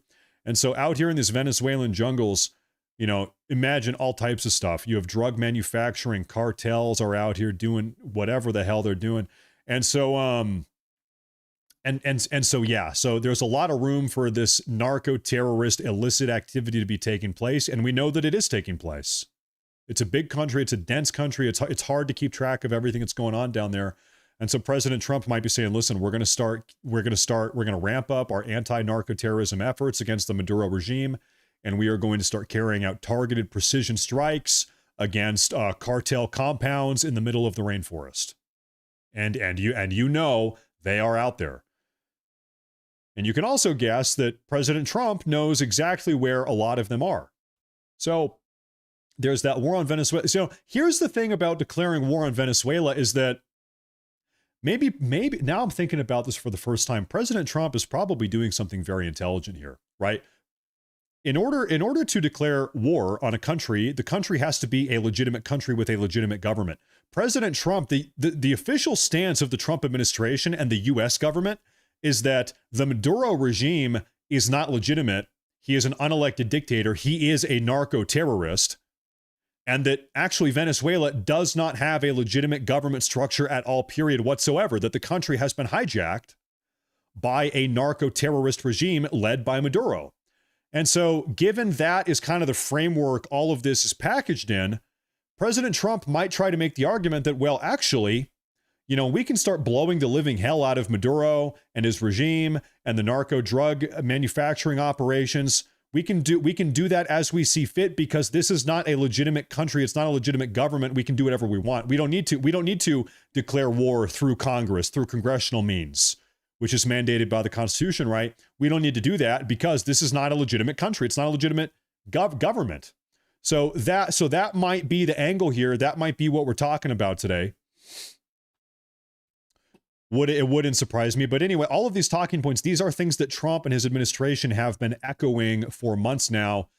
Maduro is illegitimate. He is a dictator. The 2024 Venezuelan election was fraudulent. Nobody voted for this guy. He is a narco-terrorist. In fact, he's been convicted. He is a convicted narco-terrorist per the U.S. Department of Justice. The U.S. Department of Justice has also put a $50 million bounty, $50 million on Maduro. That is the single biggest bounty that the U.S. government has ever placed on any one individual person in the history of this entire country. As a little bit of perspective here, the second largest bounty that has ever been placed on somebody else was on Osama bin Laden, and that was a $25 million bounty. $25 million bounty for Osama bin Laden, $50 million bounty for Maduro. Also, side note, that $25 million bounty on Osama bin Laden was actually tied. There was another guy that had another $25 million bounty on as of a couple years ago. It was more recent. He was the leader of Al-Qaeda, whose name I'm forgetting. It was Mohammed al-Bin Jabari or something like. Anyway, so there were actually two people that they had a $25 million bounty on. But the point is, $50 million bounty on Maduro. They have had enough of this guy. They have had enough of this guy. Now, any minute, once again, we are quite literally 1 hour behind schedule. So any minute now, I'm gonna. It's like we are. I think this is the most behind schedule that I have ever seen President Trump. I've never seen him more behind schedule than this. So I am gonna look around here on Twitter, and I'm gonna see if anybody is ever is talking about this right now. Is anybody talking about this right now? I think everybody is just kind of waiting. I think they're just waiting like we are. There in the country right now, there are probably hundreds of thousands of people around the country just waiting for President Trump to come on out and let us know what the deal is. Everybody is on standby. We are on standby, ladies and gentlemen. So once again, thank you for your patience. I really do appreciate it. I want to give a big shout out to the Rumble audience. I'm looking at you guys in Rumble. You guys are over here. I've got YouTube over here and Rumble over here. Shout out to the guys on Rumble. We are Matt Morris TV on Rumble. Thank you guys for tuning in. We are also Matt Morris TV on YouTube. Between the two platforms, guys, we've got over 11,000 people tuning in right now. I appreciate it a lot. Thank you very much. I really do. Any minute. Any minute now. Now, I want to show you probably why President Trump is a little bit late here. There was an appointment scheduled before this proclamation at about 30 minutes before, and that appointment was the president participates in a swearing-in ceremony for the United States ambassador to the Portuguese Republic. So President Trump, if I had to guess, he probably got caught up with a bunch of these delegates from Portugal and this whole ceremony. So President Trump is surrounded by Portuguese people. He's doing this whole swearing-in process. So if I had to guess, that's probably why he's a little bit behind schedule. So any minute now, how many times have I said that? Any minute now, he's going to come on out and we're going to talk about this Oval Office proclamation. But like I said, listen, you guys did not want to miss this. You guys should not go anywhere. Stick around because these proclamations are a big deal. President Trump, this will be his third proclamation ever. He doesn't do these every day. These are not willy-nilly. And this one also, we have no idea what it's about. There's been no official announcement. The other ones, we kind of knew what they were. This one, we can speculate, but we really don't know. So I'll tell you what, though, a presidential proclamation, it is a big deal. So we are on standby. I am literally, I'm on the edge of my seat right now. Any minute now, he's going to come on out and let us know. But I'm going to keep on looking around Twitter here. I want to see if we have any updates coming out. I've got my live news feed. I'm taking a look around. Okay. Well, there's an update regarding the Israeli and Qatari situation from earlier today. The Qatari government has officially denied that they were given a warning that Israel was going to carry out strikes inside of their country. Qatar says that they were not warned ahead of time that they were going to be hit by this Israeli missile barrage. Now, during the press conference earlier today, a couple hours ago, in which we listened to Press Secretary Carolyn Leavitt made it seem like Trump was not so happy that Israel carried out these strikes. It seems like President Trump himself was not really given a notice that Israel was going to do this. Qatar says that they were not given a notice. And so it seems like President Trump is not so happy. And the reason why is because President Trump, he said 2 days ago, Trump said that he actually is almost on the cusp of reaching some type of agreement with Hamas to achieve a total ceasefire and also get the last of the American hostages. Trump said that he was on the finish line with this a couple days ago, and then Israel bombed Qatar. And specifically what they bombed inside of Qatar today were some of the top leaders and negotiators working with Hamas. Some of the Hamas leadership and negotiation structure was blown up today by Israel. And so Trump, you can kind of piece it together. It's like Trump is maybe talking to these guys, trying to work out a deal, and then Israel blew them up today. And so, yeah, seems like Trump is a little bit annoyed by that. That at least that's the vibe that I got earlier today. But you never really know. Now, President Trump is coming on out any second now, any minute now. Just like conceivably or hypothetically, it is hard to negotiate if somebody keeps killing all of the negotiators. That would most certainly complicate the negotiation process. Oh, we have an update regarding India and President Trump's relationship with India. Take a look here. Okay. President Trump says he is negotiating with India and will speak with Modi in the coming weeks. Modi is the leader of India. I feel certain there will be no difficulty in coming to a successful conclusion for both of our great countries. He said, I am pleased to announce that India and the USA are continuing negotiations to address the trade barriers between our two nations. I look forward to speaking with my very good friend, Prime Minister Modi, in the coming weeks. I feel certain there will be no difficulty, he said. All right, we got to see. India, listen, hey. India tends to do, I've been noticing kind of the way that India behaves. India will sort of sweet talk us. They'll say very pleasant things. Modi will shake hands. He'll smile. He'll be a very pleasant guy. But then the second the conversation is over, the second the pleasantries are done, India, Modi will kind of go behind Trump's back or go behind the back of the United States and start engaging in anti-American behavior. It's like, hold up, wait a minute, Modi, India, you guys are just telling us that we're best friends. You want to have a great relationship. You want to build out the economy, economic stuff for both of us, da-da-da. But then you kind of, but then your actions say otherwise, to say the least, right? So I'm not exactly so sure. I'm not exactly so optimistic about this dynamic with India and Modi. We got to see. We got to give this time. I actually, while we are talking about India, I'm going to show you guys something funny here. I posted this on Twitter or X, but for those of you that did not see that, take a look at this. Okay, the other day, 4 days ago, folks, I uploaded a video It's called India Just Made a Big Mistake. And I'm keeping tabs. Anything happening? No. So I uploaded a video called India Made a Big Mistake. This has ended up becoming, this is, ladies and gentlemen, this is my most downvoted video of all time. It has 21,000 upvotes and 1.8 thousand downvotes. This video is my most downvoted video ever in the history of my entire YouTube channel. And I'm thinking, hold up, what's going on here? Why is this video getting so many downvotes? This is an abnormally high amount of downvotes. Normally, my videos have a 99.1% upvote rate on average. Well, I looked at the stats, and you know what? I'm gonna show you guys. Give me one moment. I'm gonna pull up. I found out exactly what happened here. I can tell you exactly what happened. I'm gonna zoom in. I'm gonna show you something here. This video, I don't know if you can see this. This is the location of all of the people that watched my video. So 72% of the people that watched this video were from the United States. Huh? 5.9% of the people that watched this video were Indians.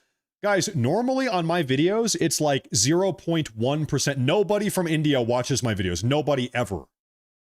Indian people do not watch my videos.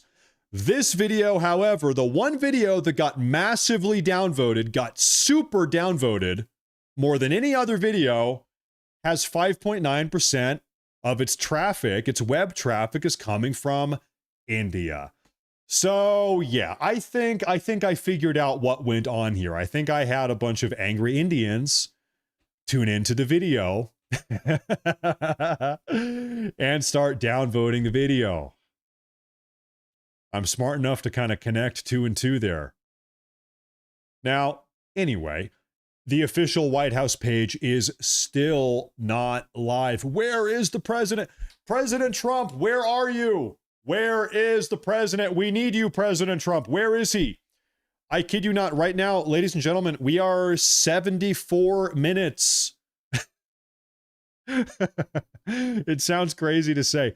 We are 74 minutes behind schedule. I have never seen President Trump be more behind schedule than right now today. Like, are we looking at the right day? Yeah, Tuesday, September 9th. Is today Tuesday, September 9th? Yeah, today is Tuesday, September 9th. Okay, 4:30 p.m. Eastern time. Yeah, 4:30 p.m. Eastern time. Yep. So anyway, yeah, we are 74 minutes behind schedule. It's okay though, like I've said a million times. Listen, hey, President Trump is not on our schedule. We are on his schedule. We are living on President Trump's schedule. He is not living on our schedule. He's the president. I'm not the president. He is the president. So you know what? I'm comfortable. We can wait. Really, you know, what else was I going to do today? What other plans did I have for today? I don't know. Go for a dog walk, I guess. Spend some time with my kids. It's okay. It's fine. We can keep doing this. It's so good. Yeah, take your time, Trump. We're having a fun time anyway. We're having a fun time. Did he really say this? Oh, he said this back in 2013. Okay, I want to show you guys a little bit of an update here. Donald Trump was saying the hard truth over 12 years ago. Donald Trump said on Twitter 12 years ago, this is in 2013, President Trump said, sadly, the overwhelming amount of violent crime in our major cities is committed by blacks and Hispanics. A tough subject, but it must be discussed. So, hey, listen, for everybody that was calling me a racist about 2 hours ago for acknowledging the reality of this situation, President Trump said the same thing 12 years ago. Okay, so chew on that. Oh, you're such a right. Listen, just to be clear, it is not racist to acknowledge reality. Observing and understanding and acknowledging reality. I sincerely, I wish that was not the case, but it is. It is the unfortunate reality. If we want to solve the reality, to change that reality, to solve the problem, first we must acknowledge the problem. You know, it is not racist to acknowledge that 1 out of every 3 adult black men in the country is a convicted felon. 1 out of every 3 in the country right now is a convicted felon. I'm not saying that because I hate black people. I'm saying it because actually maybe I even love black people. I expect them. We need to solve this problem. Okay? Once again, I'm saying these things out of compassion. If you want to help this community get over their issues, get over their problems, first off, you have to acknowledge the problems. Yes, 1 out of every 3 adult black men in the country is a convicted felon. And then it's about 12%, maybe 13% of adult white men is a convicted felon. So yeah, it is a big problem in the black community. It is a big problem. And the first step towards solving it. Oh, my microphone. Is my microphone okay? My microphone is cutting in and out. Is everything fine? Okay, maybe it's fine now. Sound is cutting off. Okay, ladies and gentlemen, are we good? Is it good? The audio is cutting. Refresh. It might be maybe some type of bandwidth issue. I'm not exactly sure. I don't know. We're good. We're fine. Okay, we're fine. All right. Okay, I'm gonna keep the show going. Who knows? Maybe it was a little YouTube error. Sometimes YouTube has its own problems. I do want to say that once again, guys, thank you for your patience here, because we really are we're just waiting for President Trump. I don't know what else to say about that.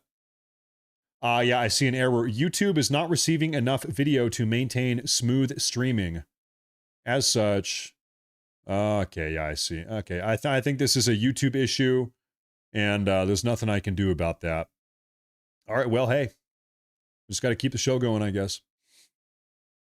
Nothing I can do.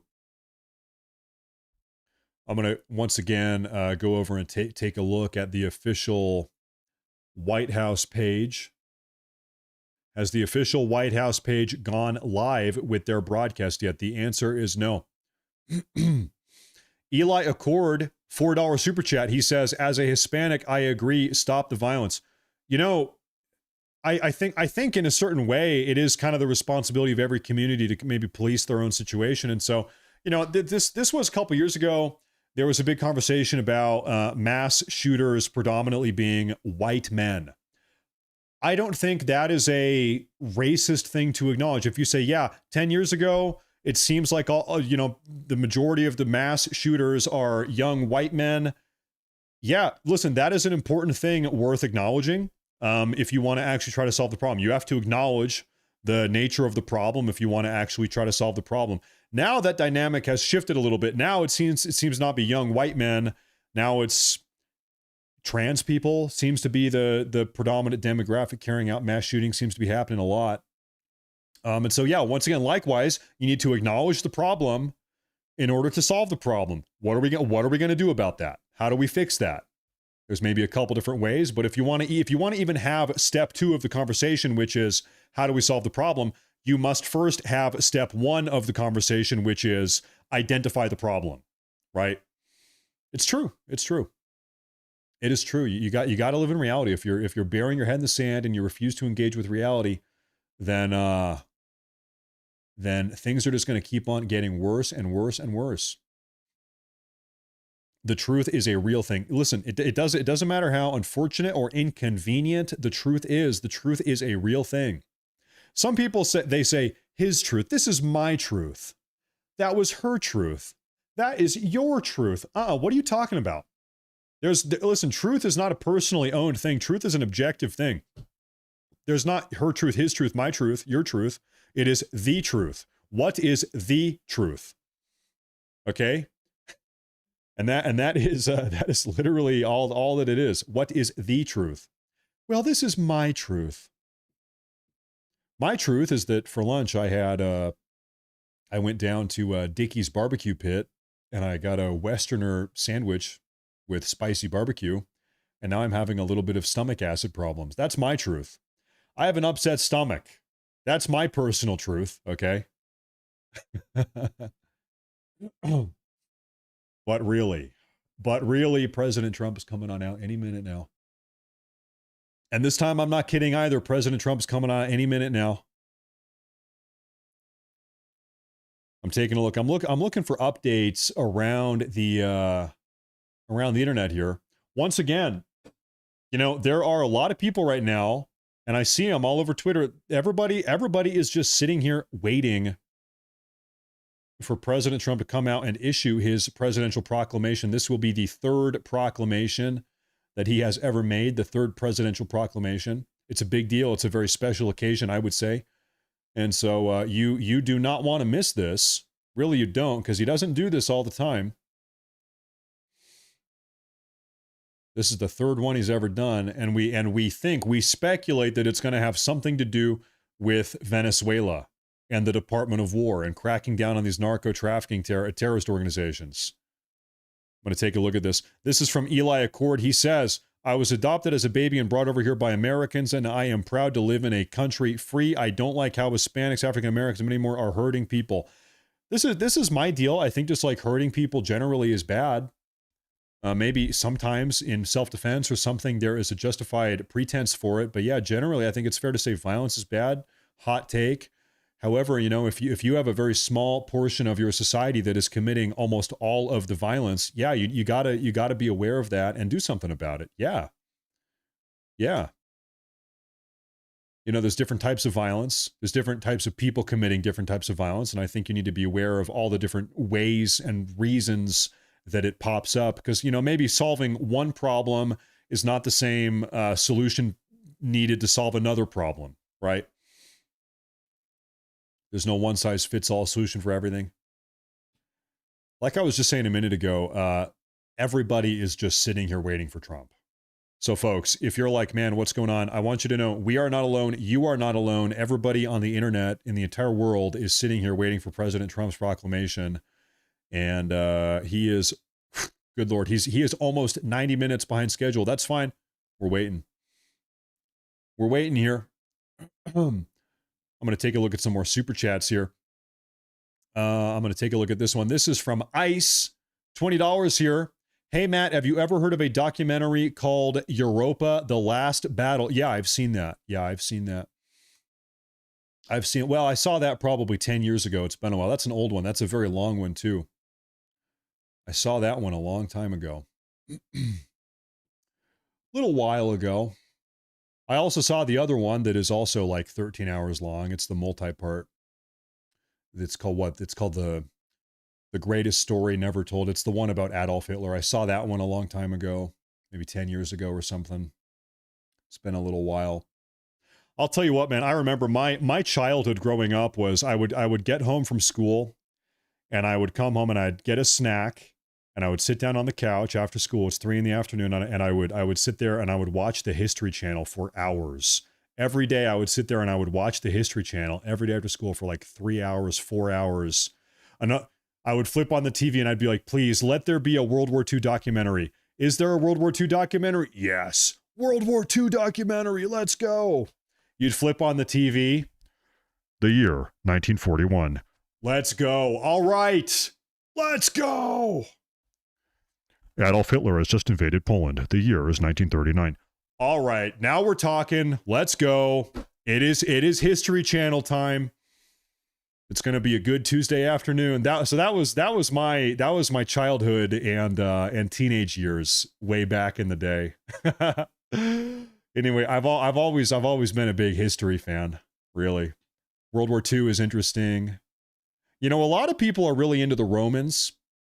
The Romans are I'm into the Romans are cool. Roman stuff is cool. I've always been a big fan of the Greeks. I'm a big fan of Greek history. I think the Greeks don't get the attention they deserve. The Greeks really are the foundational creators. They are the progenitors of Western culture, of Western society, of Western philosophy, of Western architecture. The Greeks are the OGs. And then the Romans, they kind of took a bunch of that stuff from the Greeks and they ran with it. They developed it and evolved it. But really, it goes back to the Greeks. The Greeks really kind of created all of this. It goes back to the Greeks. It really does. So I'm a big fan of the Greeks. Big fan. In fact, hey, listen, our country that we live in now, which is our constitutional republic, guys, this is based off of Greek legality and Roman legality. In fact, I don't know if you guys know this, Aristotle, famous philosopher, he sort of invented the concept of a constitution. Aristotle personally wrote constitutions by hand for all of the Greek city-states. We still have some of them, in fact. you can go online. You can find the Athenian constitution written by none other than Aristotle. And so the founding fathers, they looked at what worked in ancient Greek society, what worked in ancient Rome society. They kind of blended the two, and that's really where our government comes from. It's based. It's very. The term is Greco-Roman. We have a very Greco-Roman nation, is what it is, based on Greco-Roman culture and philosophy and all of these principles. Excuse me. Excuse me. I mean, it's just undeniably true. Excuse me. Now, we are sitting here waiting for President Trump right now. He is about 90 minutes. That's fine. Hey, listen, it's not like we were doing anything else. It's all good, President Trump. You take your time. President Trump is still probably hanging out with the Portuguese right now. President Trump is hanging out with the Portuguese diplomat. Let's skip the Greco part. No. Listen, the Greeks are awesome. We love the Greeks. I love the Greeks, at least. The Greeks, listen, they're once again, there would be no Western culture if not for the Greeks. The Greeks invented almost all of it. Like I said, listen, for anybody that is well-read or historically literate or historically aware, you need to understand the Greeks are the progenitors of almost all of this stuff.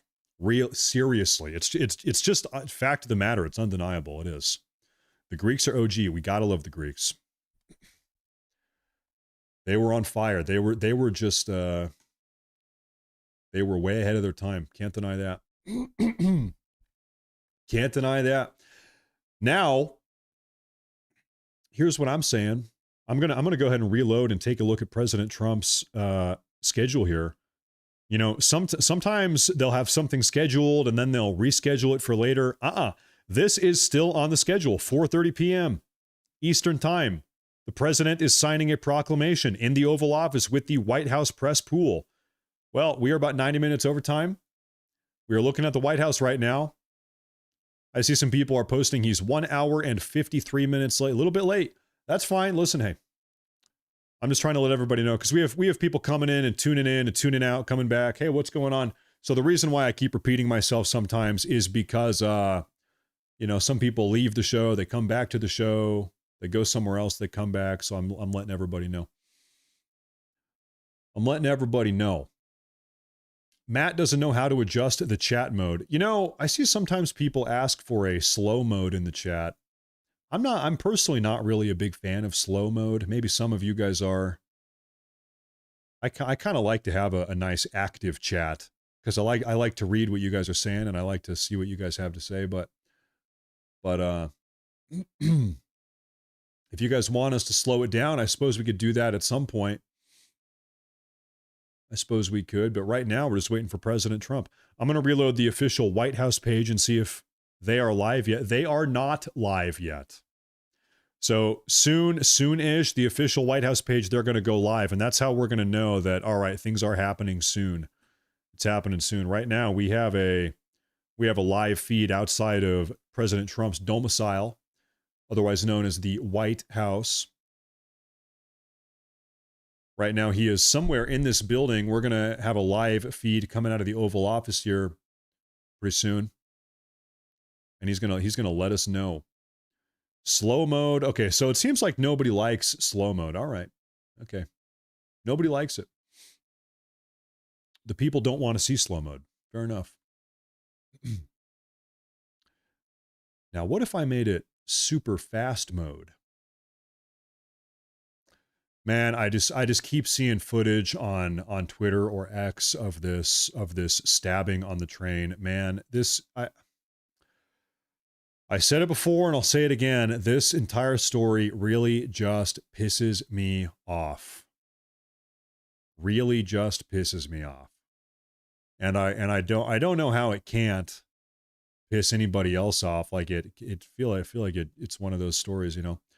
Okay, let me take a look at some of these super chats. Take a look at this. Let me take a look. Hey, remember when you gave Gilga a warning in the Discord server for posting 4chan memes? You don't, but hey, here we are.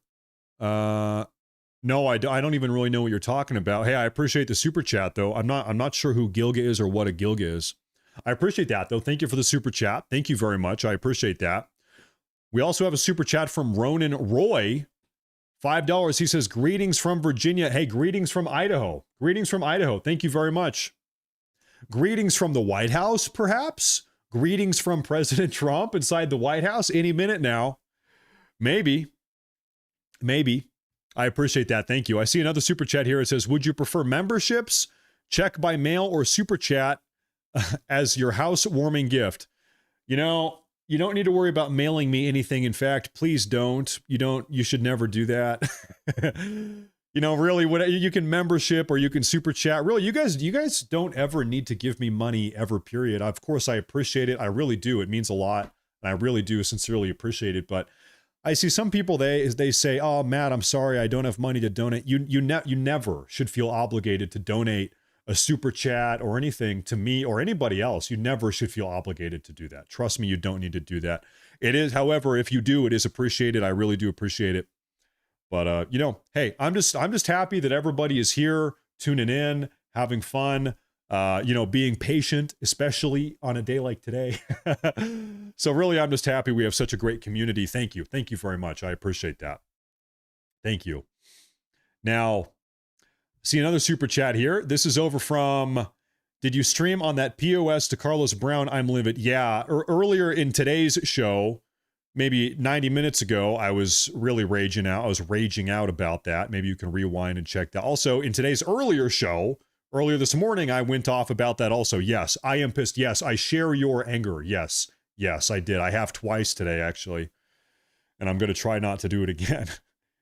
So thank you. Thank you. I appreciate that. Now we have a super chat here. This is from Wind and Raven. Steve Patterson, I appreciate that. Thank you, super chat, while we're waiting here for President Trump. He says, in case you missed it, you have a number of U.S. Army vet expats living in Colombia, loving and supporting all you are saying. Some are older like me, some are much younger. Yeah, I was wondering, I wonder what percent of my audience here is active duty or you know, former U.S. military. I would suspect probably a lot of you guys. And hey, thank you. I appreciate that. Thank you very much. I'm sure you've heard me talk about this before. When I was, must have been 19, I actually came very close to joining the Army, and I was thinking about the Air Force. And then like last minute, I actually went down to MEPS. I took the ASVAB. I took the DLAB. I was like that close from joining back when I was 19. And just like last minute, I said, I'm not going to do it. I'm not going to do it. And so I didn't. And so, you know, my life is gone. Everything is fine. I'm happy. I have a good life. But still, there is like 1% of me in the back of my head that is like, yeah, man, I kind of wish I did that. So, you know, of course, every veteran that I am friends with or family member, when I say that to them, they say, oh, you didn't miss anything. They say, no, you should, yeah, don't do it. I hear that from veterans, don't do it. I hear that all the time. But still, you know, there is that 1% in the back of my head that's like, I kind of wish I did that. But hey, that's life. So hey, thank you. I'm happy. I saw a lot of you guys pop up in the chat just now. I'm happy you guys are tuning in. I'm happy you guys enjoy the show. That's great. That's awesome. That is a big deal. I appreciate that. Yeah, see, there you go. No, you don't. No, you don't. See, there's always a couple of those comments there. But it's a 1%. It's a 1% thing in the back of my head. Now I see this super chat. So hey, thank you again. Thank you. I appreciate that. I appreciate that a lot. And thank you. Matt, just say something about World of Warcraft, please, you flippin' freak. World of Warcraft, huh? Well, here's a fun fact about World of Warcraft. About 5.5 years ago, I actually met my wife playing World of Warcraft in the virtual world of Azeroth. I was a female gnome warlock, and my wife was a male undead priest in World of Warcraft. I kid you not. And we met each other, and it was a match made in heaven. And now, this month, September of 2025, we are going to be celebrating our 5-year wedding anniversary. We've been married. We fell in love. We fell in love playing World of Warcraft. I was casting Shadow Bolt, and she was healing me. She was my healer. And And then we fell in love and we got married, and now we have 2 lovely kids and a little puppy in the house. But really, that's how we met each other. Seriously, we met each other on World of Warcraft. I kid you not. Yeah, it was a cyber trans. I've never heard. That's a funny joke. It was a cyber trans relationship. I was playing a girl character, and she was playing a boy character, and then we met, and then we fell in love. Yeah, it was a match made in heaven. There you go. That is exactly what happened. How funny is that? Hey, thank you. You know, I was reading some statistic the other day. It said that if you're a married couple and you can survive the first 7 years of marriage, that, you know, the odds of getting divorced, they drop down drastically. I forget exactly what the number was, but anyway, it's like, yeah, okay, if you can make it 7 years in your marriage, probably you're not going to get divorced. I gotta say, we have a very good marriage. We're very happy. We're trying to have more kids. We're having more kids soon. Hey, you know what? Here is my promise to you guys. As long as you guys keep on tuning in and watching the show and watching YouTube videos, then we will keep on having kids. That's how we'll do it. Okay. I said, sweetie, how many kids do you want? About 2 weeks ago. And she said, 4, maybe 5. Maybe 5. And then once we have 5, we might consider 6 of them. So that's the plan. That's the intention here. But you know what? We got to make it happen. So but anyway, I appreciate that. Thank you. That was a nice World of Warcraft super chat. Thank you.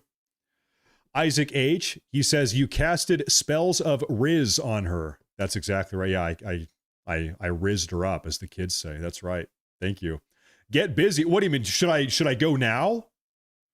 I saw some guy in the chat. He said, well, get to it. Get busy. Should I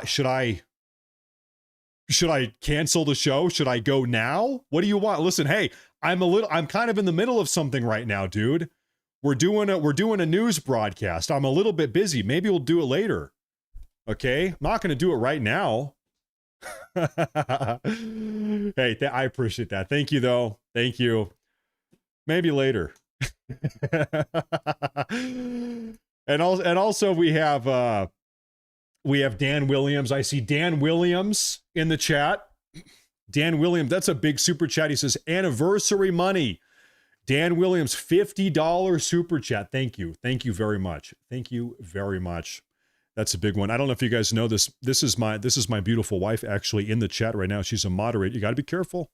Listen, you got to be careful. My wife, she loves to ban people if they're getting out of line. You need to be careful. If you see her in the live chat, she's watching in Rumble also. This is her name, Plathy. If you see her, you got to be careful on your best behavior because, listen, you know how the Germans are. She's a German immigrant. Okay, she's German. She's been in the country now for 5 years. You know how the Germans are? Okay, a little bit. Hup! So be careful. Okay, you got to be on your best behavior. If you see her, you know you got to behave. So I appreciate that. Dan again, thank you. I appreciate that. But really though, we just want President Trump to come on out. Come on out, President Trump. Germans are strict. Listen. You know, I have a German. Imagine this. Listen, you guys thought that your mother-in-law and father-in-law may be a little bit difficult sometimes. Hey, my mother-in-law is a German woman. My father-in-law is a German man. Okay? And they are about as German as a German can be. They are turbo German. They're from a very small country town in the middle of the German countryside. They are good, hardworking German country folk. Okay, country people. They're hardworking country Germans. Okay, and so hey, hey, that's my mother-in-law. That's my father-in-law. Okay, now is Trump coming out any minute now? Let me take a look. The official White House page has still not gone live yet. We are waiting for them, though. We are waiting for them. So, folks, I want to tell you something here real quick. Today, the reason why we are gathered here today is because President Trump is going to be conducting a presidential proclamation. Now, we don't even know exactly what the proclamation is going to pertain to. We don't know exactly what the details are. We are speculating it's kind of maybe relating to Venezuela and the Department of War, even perhaps something going on with Venezuela. And so we're on the edge of our seat. Really, everybody, really the entire country. I'm looking around. Everybody is just waiting for President Trump to come on out. President Trump right now, he is almost 2 hours behind schedule. We have been sitting here for almost 2 hours. This thing was scheduled to take place at 4:30 p.m. Eastern. And it's like, you know, we haven't even gotten an update. There's no update. We don't know what is going on. So we are just kind of waiting here.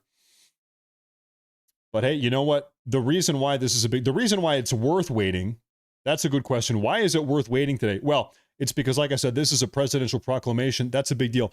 President Trump has only ever issued 2 proclamations before this. This will be his 3rd ever presidential proclamation.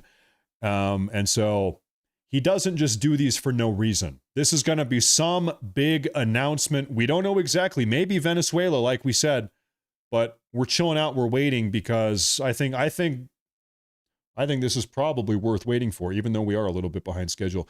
It could be a proclamation of war. It totally could be a proclamation of war or proclamation of direct kinetic military involvement on the Venezuelan mainland. It could be.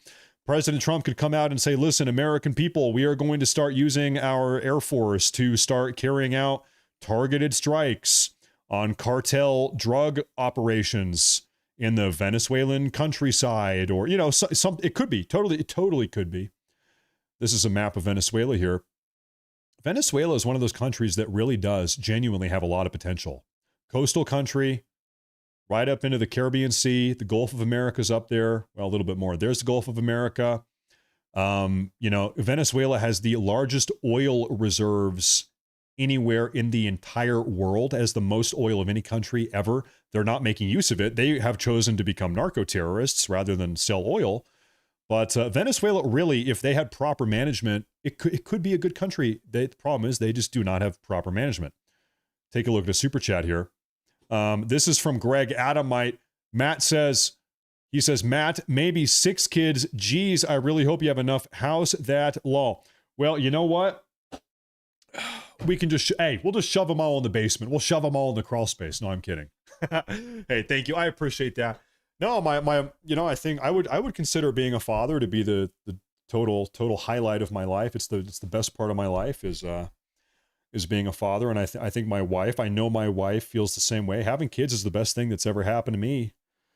And I think I can speak for my wife also. It's the best thing. It's the best thing ever. It's probably the best thing ever in anybody's life. I would suspect. I guess I can only speak for myself, but no. So we love it. We're gonna keep on doing it.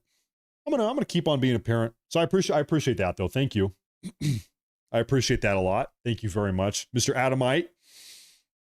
We have another big one here also. This is from Rosa de Arment. She says, to the guy who can fill in the time and keep my interests like no one I have known. Listen, okay, you guys do have to give me credit. I have been successfully stalling for almost 2 hours. I was thinking I might have to do a stalling, you know, kind of, you know, segue the broadcast into the Trump proclamation, maybe 15 or 20 minutes. Folks, it has been 2 hours. Okay, we are really pushing my we're really pushing my skills here, okay? My skills are being put to the test. So I appreciate that. I appreciate that, Rosa. Thank you. You're here all the time. I recognize your name. Thank you very much. I'm about at my limit, okay? Trump, please, you need to come out. I am running out of stuff to say. So, everybody, how's the weather? Good, great. So, how's the family? Good, great. Hey, you guys see the game the other day? Yeah, I can't believe. Cam couldn't believe it. Wow, okay, anyway. So, we are about at that point. Come on, Trump. I need you. I need your help. Things are getting dire. No, I appreciate that. Thank all of you guys. Thank you again. Thank you again. I appreciate that. We have another one here from Tim Oliver over here in the YouTube chat. We're live on Rumble, Matt Morris TV, and YouTube, Matt Morris TV. This is from Tim Oliver. He says, hey, Matt, Appreciate what you're doing. You've become one of my regulars to watch. If you ever need a theme song, let me know. I'm a country music artist. I play on Broadway in Nashville, and I am on Spotify. Cheers. Hey, what's your name? Tim Oliver? I'll look you up later. I appreciate that. Thank you a lot. I appreciate it. That's a very kind offer. You know, I was considering, I've never been to Nashville.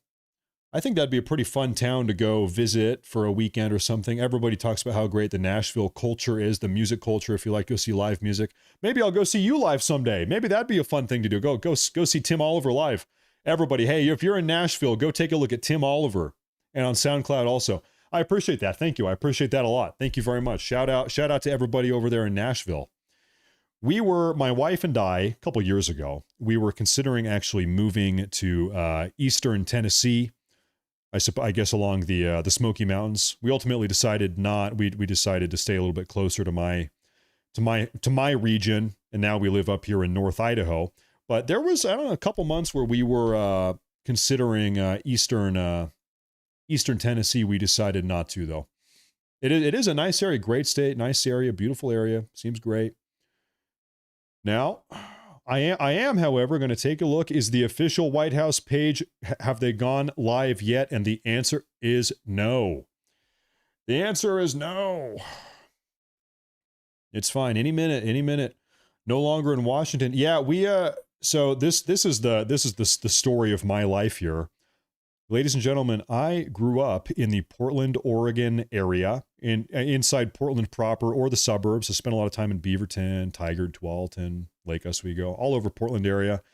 Then I spent the next couple years, I was in Vancouver for a while, and then I moved up north even more a little bit.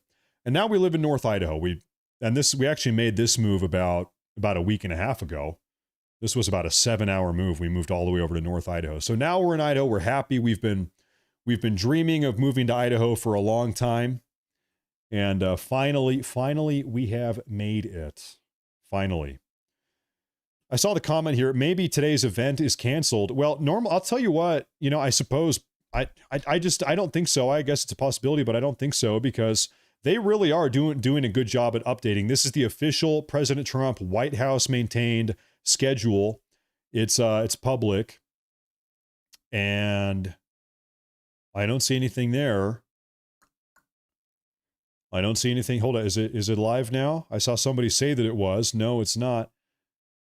And so I don't think that they canceled the event, because really they are good at communicating that. They actually have pretty good communication. And if they had canceled, I think we would probably know about it. I think they are just behind schedule. That is my guess. I think it's not canceled. It's not canceled, not canceled. There you go. So we really are just on standby, though. What was it like growing up in Portland, Oregon? Well, I'll tell you a funny story. There was a girl that I kind of briefly dated in high school when I was 17, who, after we broke up, I haven't talked to her in a long time. She actually ended up joining Antifa, and during the Black Lives Matter protests in downtown Portland, she blew up a police car, and now she is a convicted domestic terrorist who is serving several years in a federal prison. So that was a girl I went to high school with. We kind of dated a little bit. So anyway, one of my exes kind of has ended up becoming a Antifa convicted domestic terrorist. So anyway, that is probably the best example of what I can tell you. That's what it was like to grow up in the Portland area. That was my experience, pretty much. Hey, it's not my fault. It's not my problem. That's not my problem. I didn't do it. I didn't do anything. So I'm seeing some people start to say that President Trump is live or something. I don't see that anywhere. Here's what I'll do. I'll look around. I'll try to find something else. I could have prevented this. Listen, Jim Bob, it's not my personal responsibility to save every single far left radically progressive young woman. It's not my responsibility. I can't date every single female Antifa member. In fact, I don't even want to. I'm happily doing my own thing. It's not my job. It's not my job. Okay. He's on right now. Well, where are you seeing that? Because I don't see it anywhere. I don't see that anywhere. I'm gonna see if the Right Side Broadcasting Network has anything pulled up here. No, they don't have anything either. No, they've got nothing. Okay, so folks, Right Side Broadcasting Network has nothing. Associated Press has nothing, and the official White House page is also not live yet. So, folks, we are on standby. Everybody, breaking news. We're getting breaking news here. Nothing has changed. Breaking news, nothing is happening.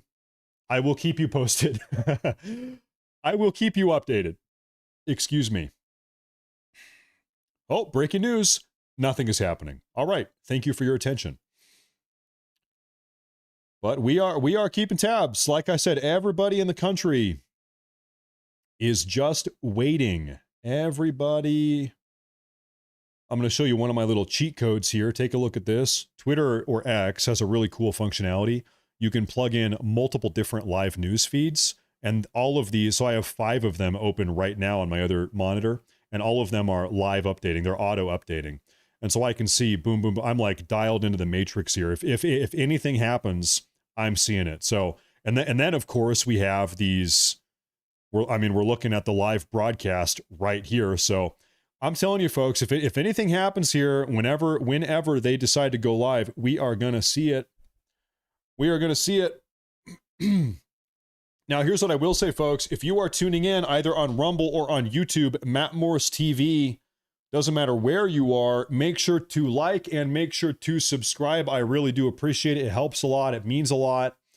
It really goes a long way. And once again, thank you folks for your patience. Thank you for listening to me jabber. I'm just kind of jabbering. So, hey, I appreciate it. Here, I'll actually show you a little bit more info on that story, though.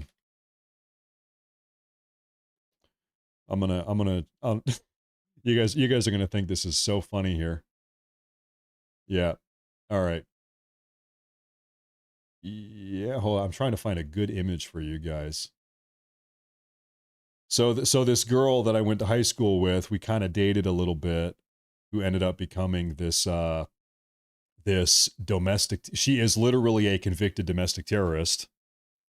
This is her. She has a justice.gov file that's publicly available. And if you look closely, this, I kid you not. This is her blowing up a police car with an aerosol canister and a lighter. And so this, she would have done this like 6 years after I ever talked. I hadn't seen her in 6 or 7 years maybe. So, but anyway, that's how she turned out. That's a series of bad decisions in your life, and now you are in a federal prison as a convicted domestic terrorist.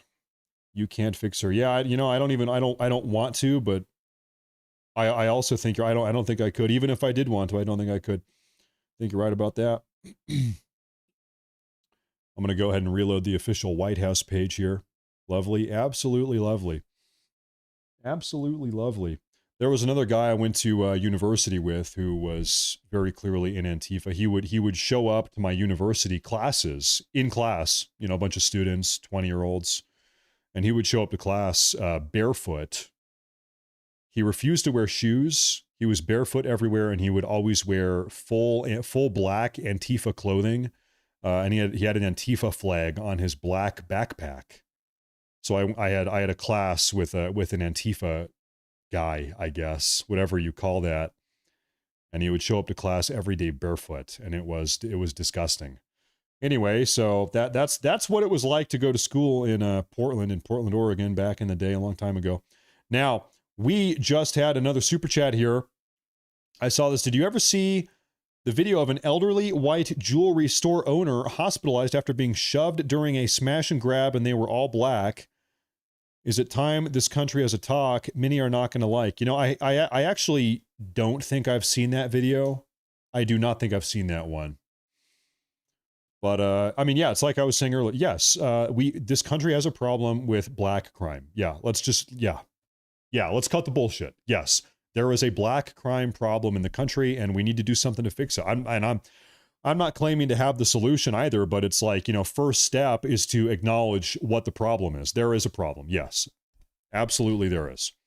But hey, I appreciate that super chat. Thank you. Thank you very much. And also we have a massive 20 gifted memberships here from California Human, all the way from California. We are going to retake California. Listen, I am not done. I am not done doing what I do until California has been turned red again. We are going to make California and Oregon and Washington great again. I'm with you. Thank you for those gifted memberships. And also, I just want to say once again, hey, shout out everybody tuning in on Rumble right now. We have over 1,000 people on Rumble right now. And we have all the people over here on YouTube. I appreciate everybody. I appreciate it, folks. The official White House page is still not live yet. I'm going to reload the Associate Press broadcast. Mr. Trump, Mr. President Trump, Mr. President Trump. We're taking a look here. Any day, any minute now. I'm going to go ahead and reload and take a look and see if we have any breaking news regarding what exactly is the holdup here. What is the hang up here? You know, we do have some of a little bit of an update regarding another topic here. I see this breaking news. A 3 strikes law for judges has been proposed by Mike Benz-Cyber. Who's that? Mike Benz-Cyber, the executive director of FFO Freedom, former state Department of Cyber. Okay, anyway, so this guy proposed a 3 strike law for judges in the wake of Irina Zarutska's killing. If a judge releases a criminal with 3 violent convictions, that judge becomes civilly liable to families of that criminal's next victim for violent crimes committed within 5 years. You know what? I don't even think that's a bad idea. That's not a particularly bad idea. Yeah, listen, if you are a judge saying, hey, listen, we're going to release this guy, maybe it's time for some of these judges to take a little bit of accountability for their decisions. Yes, I think some of the judges here maybe ought to be held accountable for some of the decisions that they are making, because time and time again, you know, these decisions that are being made by these radically progressive far-left judges, they backfire. And what happens, more than just backfire, these decisions get Americans killed. They're killing innocent Americans by making some of these decisions. And so this is the judge here. This judge chose to release this guy, whatever his name is, after 14 violent convictions, 14 times. She said, yeah, I know this guy has been convicted 14 times of violent crime, but I'm going to let him out anyway. But I'm going to release him anyway. Give me a break. Give me a freaking break. We have had enough. At a certain point, we have got to stop tolerating this. The Trump administration has released footage of the White House with President Trump's brand new American flags. Well, yeah, that's what we're looking at right now. We're looking at that right now. And we're also looking to see if President Trump decides to go live and make his official proclamation tonight. Any minute now. I'm going to say that for the 10 billionth time. Any minute now. He's going to come on out right now, folks. By the way, we are 2 hours on the nose. We are 2 hours behind schedule. 2 hours. Okay, fine.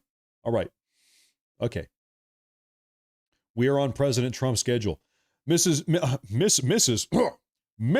Greg Adamite, excuse me. Mr. Greg Adamite, thank you for that big super chat over on YouTube. He said, Matt, one more thing. 10,000 people are here for you, even though President Trump isn't running on time. You should be proud of that, brother. You are knocking it out of the park. Great job. Greg, hey, I really appreciate that. Thank you. That's a very kind sentiment. It is. Hey, I appreciate that. Thank you very much. Thank you very much. Yeah, maybe. Maybe. Could be the case. I appreciate that. Thank you. And also, hey, that's a lot of support. That's a couple big super chats. Thank you very much. This is not a rerun. This is live. We are waiting for President Trump to come on out any minute now. He is about 2 hours behind schedule. Thank you very much. No, I will say, you know, I made the decision to really double, triple, quadruple down and start making political content. Must have been January. So really just 9 months ago, I said, all right, I've had enough of this. I've had enough of the bullshit. I've had enough of the progressive left. I've had enough of these people destroying the country. Really, what was like the moment that broke me was I was watching the Butler, Pennsylvania rally and watching President Trump get shot in the head live. I said, you know what? Okay. And it was a lot of other things. I grew up in Portland, and I've had to witness my entire adult life what those people have done to my city. They've destroyed my city. There are friends I went to high school with that have been mind controlled, and now they are radical progressives. Now some of them are even transgender. Friends I went to high school with. I said, all right, enough is enough. I said, all right. I am done sitting on the sidelines watching what these people are doing to my country, to my city, to my loved ones, to my friends. I need to do something. And so I said, all right. So really that's when I started. It was January, maybe late December, 9-10 months ago. And since then I've just been every day, all in, making videos, going live. I'm making shorts now. We're on Rumble. We're on Facebook. This is funny. I've actually been blowing up on Facebook lately. Seriously, we've got a Facebook page. And so, things have been better than ever. I never could have predicted that we would be where we are today as a community compared to where we were 10 months ago. Wow, it's like been watching a SpaceX rocket ship launch up to the moon. It's been crazy. So, hey, I really do appreciate it. I really, really do. I really do. It means a lot. It means a lot to me, at least. Means a lot to me, at least. You got converted. Well, I mean, listen, I'm a 3-time Donald Trump voter. I voted for Trump in 2016. I've always been, ever since I was like 18 or 19, I've always been a regressive or a conservative, whatever you want to call it. But, I wasn't really like active. I wasn't, politically involved. I was a voter. I was a supporter. But I wasn't really doing anything other than just voting. And then, yeah, like I said, it was maybe 10 months ago where it's like, all right, I'm going to try to start doing a little bit more, I guess. And so here we are. Also, I'm proud to say, like I said, I am a 3-time Donald Trump voter. I can say every single time that I have voted for Donald Trump, he has won the presidential election. 2016, I voted for him. He won. 2024, I voted for him. He won. And 2020, I voted for him and he won. So that's how I like to put it. 3 times, 3 victories. Now, Eugene Haynes, we have a super chat in YouTube here, says Russia attacking Poland. Supposedly a big drone swarm went to Poland 5 minutes ago. Well, I'll tell you, I don't see anything about that. And I would think that is very unlikely, because that would be a big problem. That would be very problematic if they were to do that. That's a big no-go. And I'm also not seeing anybody else report about that.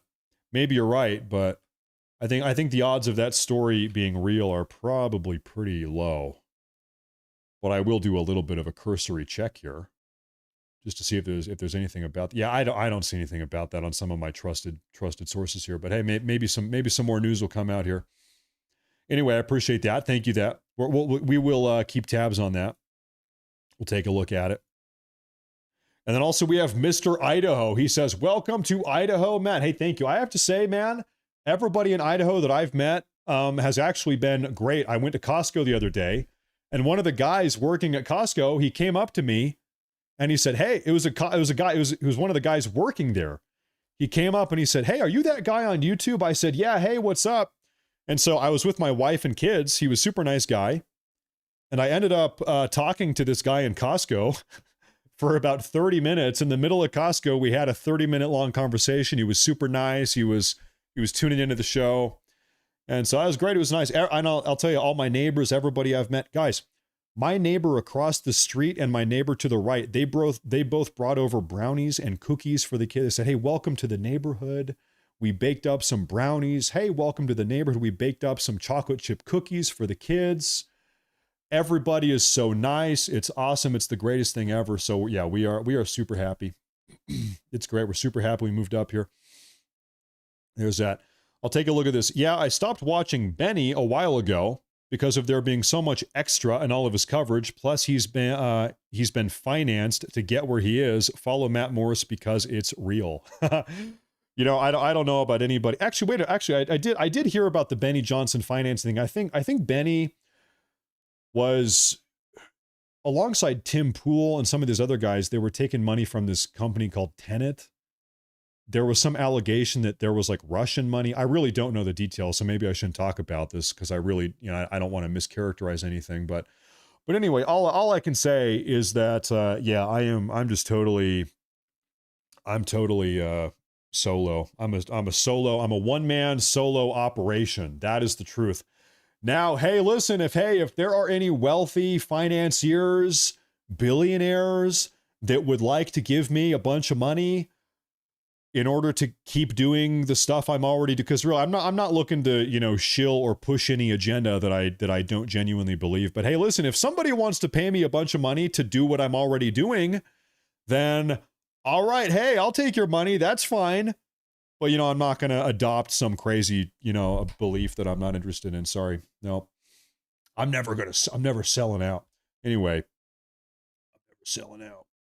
Mad. Yep. No, it is a one-man operation. It takes a lot of time, really. I'm down here in my office, much to the dismay of my wife. I don't know, probably 12 hours a day doing all my work down here to get everything done. Really? Are we going live yet? No, President Trump is not live yet. Not live yet. However, any minute now. We got to see. You tagged me on the drone. Okay, let me take a look at the drone post here. Let me take a look. Rapid report breaking. Ukrainian Air Force says Russian drones heading towards Poland. Okay, and so there's an image here of the trajectory of the drones. So drones have entered from Western Russia. This is Belarus here, and the drones are allegedly flying along the northern border. Some of them are going into Poland. I don't know. I guess time will tell. Time will tell. Who knows? We will find out.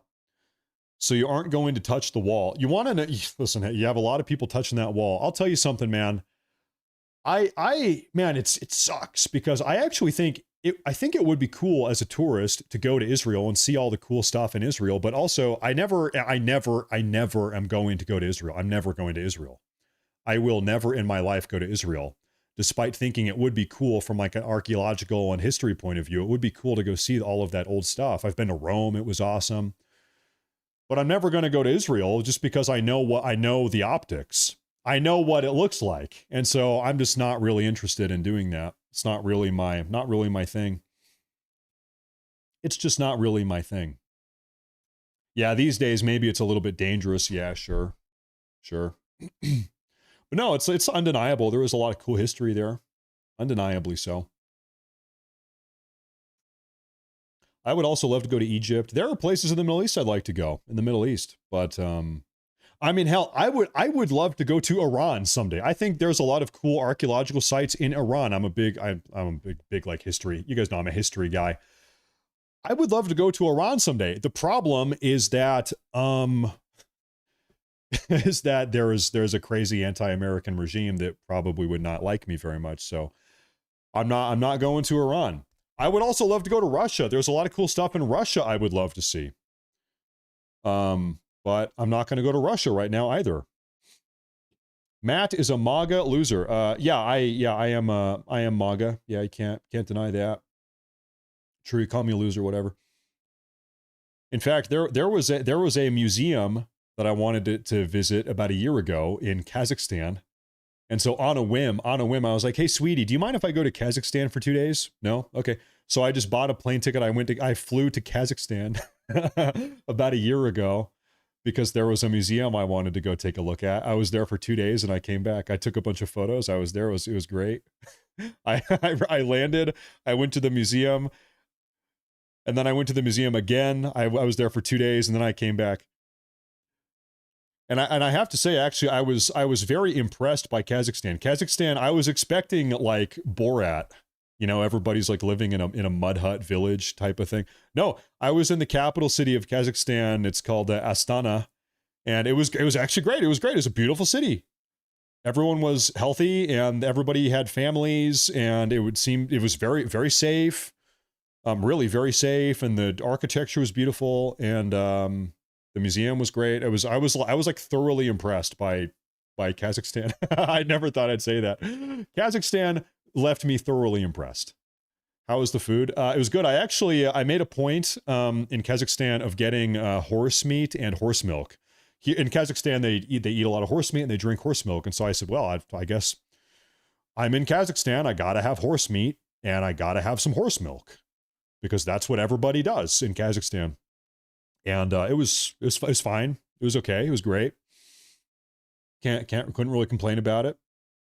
The horse milk was fermented. It was like kind of sour, slightly alcoholic fermented horse milk is what it was. So it didn't taste at all like cow's milk. All right. A little bit different. I'm not shy. That's fine. I'll give it a go. Now, guys, I have to say, we are still... Hold up. I'm seeing a little bit of breaking news. Where's President Trump? This is the thing. Okay, I'm gonna double back. Let's get back on topic here. President Trump is over 2 hours. He is over 2 hours behind schedule.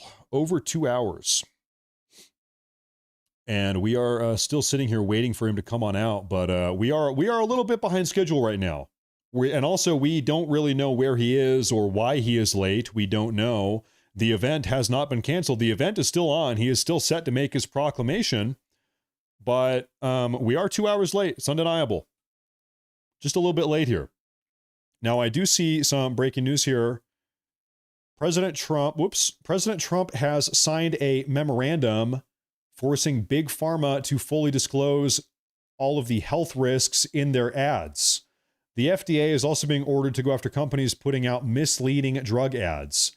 Next up, banning all of the big pharma ads on TV. This is something, I'm young. I don't watch a whole lot of TV on an actual TV set these days. But yeah, if you flip on Fox News on the TV, yeah, almost all of the advertisements on these traditional television TV channels, there are so many advertisements for pharmaceutical drugs. It's nuts. I always forget about it because I don't watch a whole lot of TV, but it's true. It is crazy. They should probably shut that down. Excuse me. Yeah, this is a win as far as I'm concerned. I think that's a good decision. That's a good move. Seems like RFK Jr. is in there doing work. Matt, Poland is being attacked. That's why he isn't live yet. So I do see these reports. I just saw another one pop up. The Ukrainian Air Force reports that Russian drones have entered Polish airspace and are heading in the direction of the city of Zamosk. Well, I just really do not, I have a very hard time believing this story that Russia is now attacking Poland. Poland obviously is a member of NATO. And so if Russia is flying drones from Western Russia through Ukraine across the border into targeting this town here, Zamosk, they are attacking a NATO member. That is pretty hard to believe. That would be a pretty stupid thing to do. And I don't know. I guess I don't think that Russia's that stupid. That would be a pretty big mistake to start attacking a NATO member state. Would be World War III. It would be pretty bad. It would be pretty freaking bad. Also, like Poland, guys, Poland is a real country. Poland is a $1 trillion country. Poland has a very robust military. In fact, Poland is maybe, if you can call Poland a part of Western Europe, maybe that's arguable, but Poland is Europe's probably premier military power. I mean, compare it to Germany or compare it to France. Poland is a well-prepared, rich, wealthy country. They have a strong military. They have strong borders. Poland is a country that you probably don't want to mess with right now. And anyway, the point is, it would be pretty stupid to attack Poland. That's what I'm trying to say. Poland is a real country. That Poland is not a pushover of a country. You don't want to mess with Poland. This is not the Poland of 1939. They have learned. Things are a little bit different these days. Poland had enough of getting pushed around. I see this question here in the live chat on YouTube. Says, this is from Metal Roofing. He says, what's the dealio with Eastern Oregon joining Greater Idaho? This is something that I think should happen. I hope it does happen someday. You have Eastern Oregon and Eastern Washington. Both of these areas are very conservative, very red, that want to secede from Western Oregon and Western Washington, and they want to join Idaho in what's called the Greater Idaho Project. Now, the problem is, although this would be a good thing, I hope that this does happen someday. The problem is that this will not happen. This will literally never happen. And the reason why is because for that to happen, you would have to have the Washington state legislature, the Oregon state legislature, the Washington governor, the Oregon governor, the Idaho state legislature, the Idaho governor, all agree to do this. And then it would get passed up to Congress in Washington, D.C. The House of Representatives would have to agree, the Senate would agree, and then the president would have to agree. So although I think this would be a good thing, I hope it does happen someday, I just think it is never going to happen. There is just there's too many moving parts and too many conflicting interests for it to ever happen. So and also same kind of dynamic with Northern California. There's people that want to do the same thing. It would be good if it did happen, but it is just not. It's just not going to happen. So that sucks. But hey, I'm with you. I have a lot of family in Eastern Oregon, actually, and they are as red as you can be.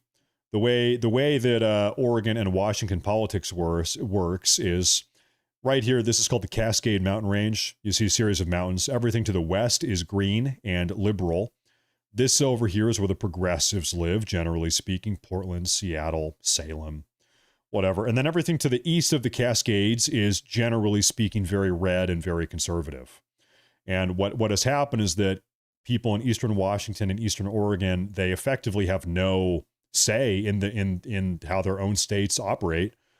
They're living under a progressive tyranny because this is where the majority of the people live. So, you know, if you've got 40 or 45% of the people that live over here east of the Cascades, by the nature of the way the system works, they pretty much have no representation. They're just living under the thumb of the progressives that operate these states out of Seattle and Salem and Portland. So it sucks.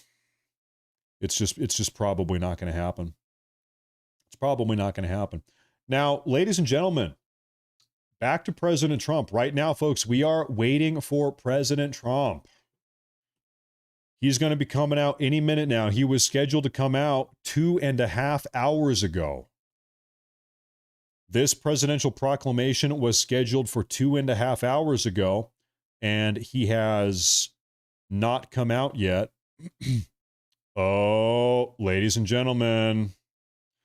Yeah, we might have a reason why President Trump has not come out yet tonight. Reports of possible air defense activity and NATO fighter jets up over eastern Poland. We are getting preliminary reports that NATO fighter jets are being scrambled over eastern Poland in response to this alleged Russian drone attack. We're keeping tabs on this. Once again, somebody says, Jesus, I hope not. Yeah, Jesus, I hope not. Listen, I am intensely skeptical of this situation. I have a very hard time believing that Russia is attacking Poland. However, I do see another update here. This is a trustworthy source. At least 3 Shahed attack drones have reportedly been shot down within the last few minutes over eastern Poland, with additional possibly heading in the direction of Rezau and Zamosk. Both of the Ukrainian Air Force and aircraft with the NATO Quick Reaction Alert, the QRA, are working to track and shoot down any remaining drones launched by Russia against Poland. Now, folks, why in the living hell would Russia decide to attack Poland? How stupid would they have to be to do that? Why in the hell? Would they do that? Like I said, you know what? I'm gonna need to see a little bit more about this, because this is just a very hard story to believe. I want to see some more information here, because I don't know. This does not seem like something they would do, but hey, you know, maybe I'm wrong. Okay, now I do see a big time super chat here. Over here on YouTube. I almost said over here in Russia. Over here on YouTube. Matt, this is from Douglas Godderba. Thank you very much, by the way, first off. Thank you.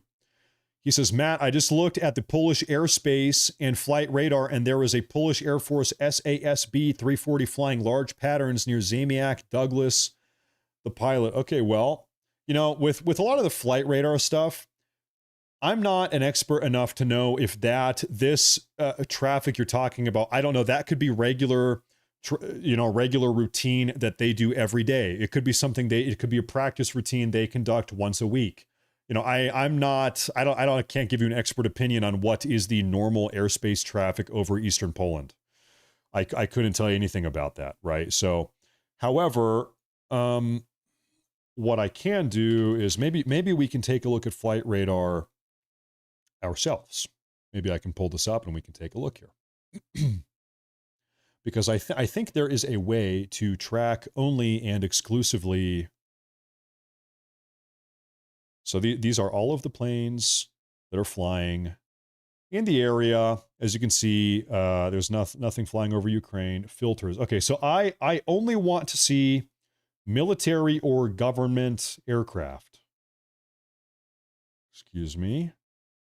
And so this is what I see on flight radar real quick. I see it. This is over Eastern Poland. This is so this guy over here is just hanging out, flying loops over here, Eastern Poland. And this is the town here, Zamość, that they said they're under attack. Okay, well, who knows what this guy's doing? This is a, I couldn't even tell you what type of airplane this is or what it specializes in. I'm really not an airplane expert. It is a military craft. Who knows what it's doing? Yeah, this is what you were talking about. This is the SAAB 340. Okay, I'm not sure exactly what it's doing. Another one here is heading over from the Netherlands. Now it's in Poland, and this is if you're from Netherlands, you are Dutch. Yeah, it's Dutch. There's a Dutch airplane. It's funny. So this airplane here, what's interesting fact about this website here is you can actually see how many people around the world are looking at this plane just like us. This is the #1 most tracked airplane in the entire world. There are 25,341 people around the world looking at exactly what we are looking at right this very moment. How funny is that? Everybody around the world is looking at this airplane. Insane. Now, we have a super chat over here on Rumble. It says, no video proclamation. It's signed already. Really? I have heard no news about that. I haven't seen that at all. I haven't seen anything about this proclamation. And like I said, you know, the proclamation today was scheduled for 4:30 Eastern, and he was going to be signing it in the Oval Office in front of the White House press pool. So in fact, now that I think about it, we also heard from Press Secretary Carolyn Leavitt earlier on this morning that President Trump was going to be doing this live. She said as much explicitly. So something is going on here. Something is weird. President Trump is big time late. We'll see. I see a comment here. This is from Eagle Eye. He says it's Ukraine 100% trying to start something. You know, I'm not going to personally make that allegation. That's a big allegation, right? However, you can ask some basic questions. Does Russia in any way benefit from NATO getting involved in this war? Does Russia benefit from NATO getting involved in the war? No. That is the absolute last thing that Russia wants, is NATO to get involved in the war. However, now let's ask the same question about Ukraine. Does Ukraine benefit in any way from NATO getting involved in the war? Yeah. I want to make sure I'm still alive here. Let me take a look here. Yeah, sorry, I thought that my internet went out here. No, we're good. No, we are live. We are good. We are live and we are good. All right, sorry, false alarm. False alarm. Now we do have another update here coming out of Eastern Europe. I see this here real quick. Take a look here. This is a NATO Airbus A330 multi-role tanker transport MRTT operated by the Royal Netherlands Air. This is the airplane that we were just looking at. I was just showing this to you guys. We are ahead of the news. Is currently heading towards eastern Poland. Yeah, so this is the airplane that we're talking about right here. And this is a NATO plane flying out of the Netherlands. I was in the Netherlands about 3 years ago. I went with my wife to Amsterdam, which was a curious city, to say the least. I'm not sure if I would recommend it, honestly. But anyway, this is a plane flying out of the Netherlands, and this is it. This is a tanker. They said an Airbus. So there's that. Now, I saw somebody. This is caveat over on the Rumble chat. He says that RSBN reported that President Trump signed the proclamation. I just like don't believe that. Hold up though. Not that I'm doubting you. I don't know. I don't even know what I'm doubting at this point. RSBN. I'll take a look at this. So I pulled up RSBN and they are doing something totally unrelated. They don't have anything going on. They're playing old. This is old RFK Jr. footage. So this has nothing to do with what we're doing here. Okay, is the White House going live? The White House is still not live. So I cannot corroborate that RSBN story, the allegation about RSBN and the proclamation. I haven't seen anything about that from any of my sources yet. Haven't seen that at all. So really, folks, frankly, I don't know where we stand right now. I'm not exactly sure. I have another little tidbit to show you about this alleged Russian drone attack. Unconfirmed. This is actually Flight Radar 24, which is the site that we were looking at here. So this is their Twitter page. Unconfirmed reports of a Russian drone incursion into Polish airspace as commercial traffic is being moved further to the west, with Polish Air Force traffic active in eastern Poland. And so, yeah, like we said, everybody is looking at these two military planes that we were just talking about a minute ago. We were just looking at that a minute ago. So,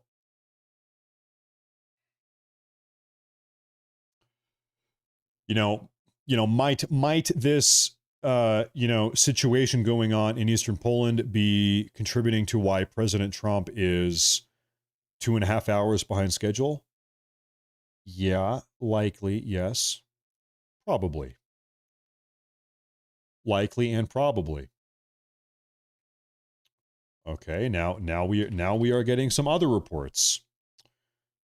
Now we have more report. Now we have unverified reports of Russian attack drones also entering the airspace over Moldova and Slovakia. Moldova, they're a little bit to the south here. Can I stop tracking this one plane? So here is Slovakia, and Moldova is this country. Here's Moldova. So allegedly there are Russian drones in Moldova and Slovakia. Unconfirmed reports. What exact? Can I get rid of this? There we go. So what exactly is going on? I don't know.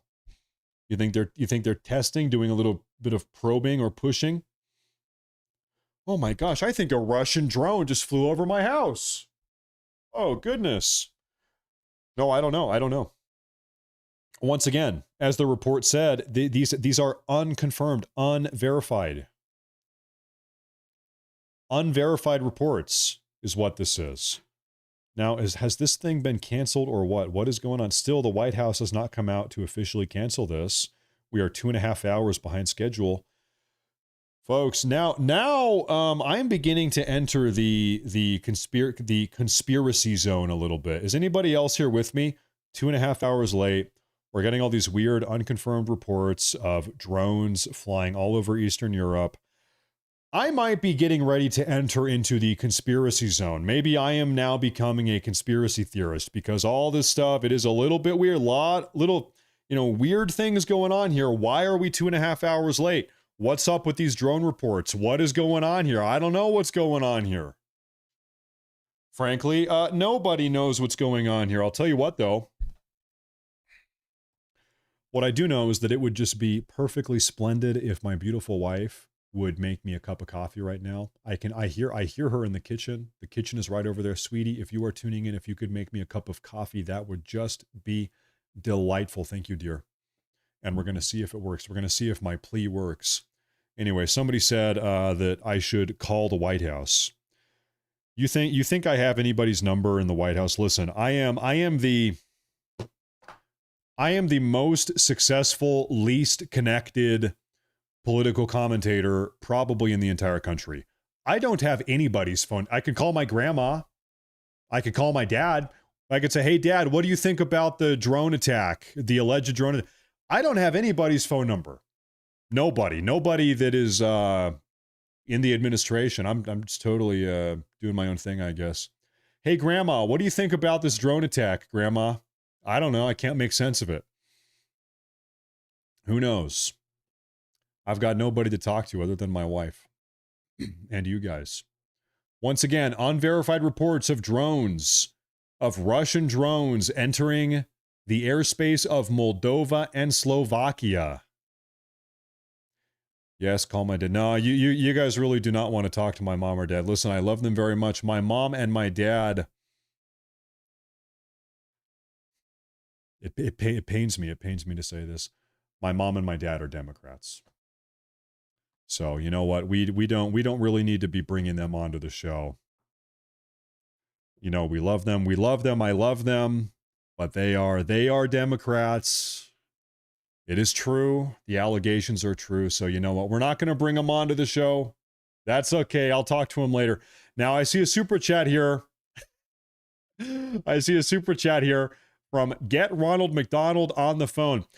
Ronald McDonald, are you there? Listen, Ronald, this is a Bacon McDouble emergency. The drop coordinates are sausage McMuffin. Sausage McMuffin with egg are the drop coordinates. Thank you, Ronald. All right, he's gonna get this taken care of. We're gonna have a Bacon McDouble drop here inbound any minute now. Do not worry. I just got off the phone with Ronald McDonald. Now I'll tell you what though, the reports coming out of these Russian drones, I'm not seeing anything new. There's nothing new coming out right now. We're at a standstill. Nothing breaking that I see here. Oh, here's a little bit of breaking news. I see this. We were talking about Rand Paul a little bit earlier today. Allegedly, this is totally off topic, but allegedly Rand Paul is going to be dropping, quote, new evidence against Anthony Fauci tomorrow. By the way, can I tell you guys something crazy? This account here that I see, Gunther Eagleman. This is, oh, hi, sweetie. Thank you, dear. I appreciate that very much. My beautiful wife. Thank you, dear. With a cup of coffee. Gunther Eagleman is one of the largest conservative commentator accounts on all of X, on all of Twitter. The other day, he got outed as being an Indian. He's an Indian living in India. He's not an American. This entire account is fake. This entire account is in all likelihood actually operated by multiple Indians living in India. They are not in America. They are not Americans. They are pretending to be they're trying to make money. They're trying to scam all of us and make money. They are pretending to be American when really it's a collective of Indians, at least one, presumably multiple, operating this account 24/7, pretending to be an American. Gunther Eagleman. And, you know, let's just think about the name. If you were an Indian scammer trying to concoct a fake patriotic conservative American persona, this is like Gunther Eagleman Really? I have never met anybody named Gunther Eagleman. This is an Indian account, okay? This is the type of account that Indian scammers would make. I'm telling you, Gunther Eagleman? Yeah, okay. For real? Okay. Hey, everybody, it's me, George Washington, Patriot Man.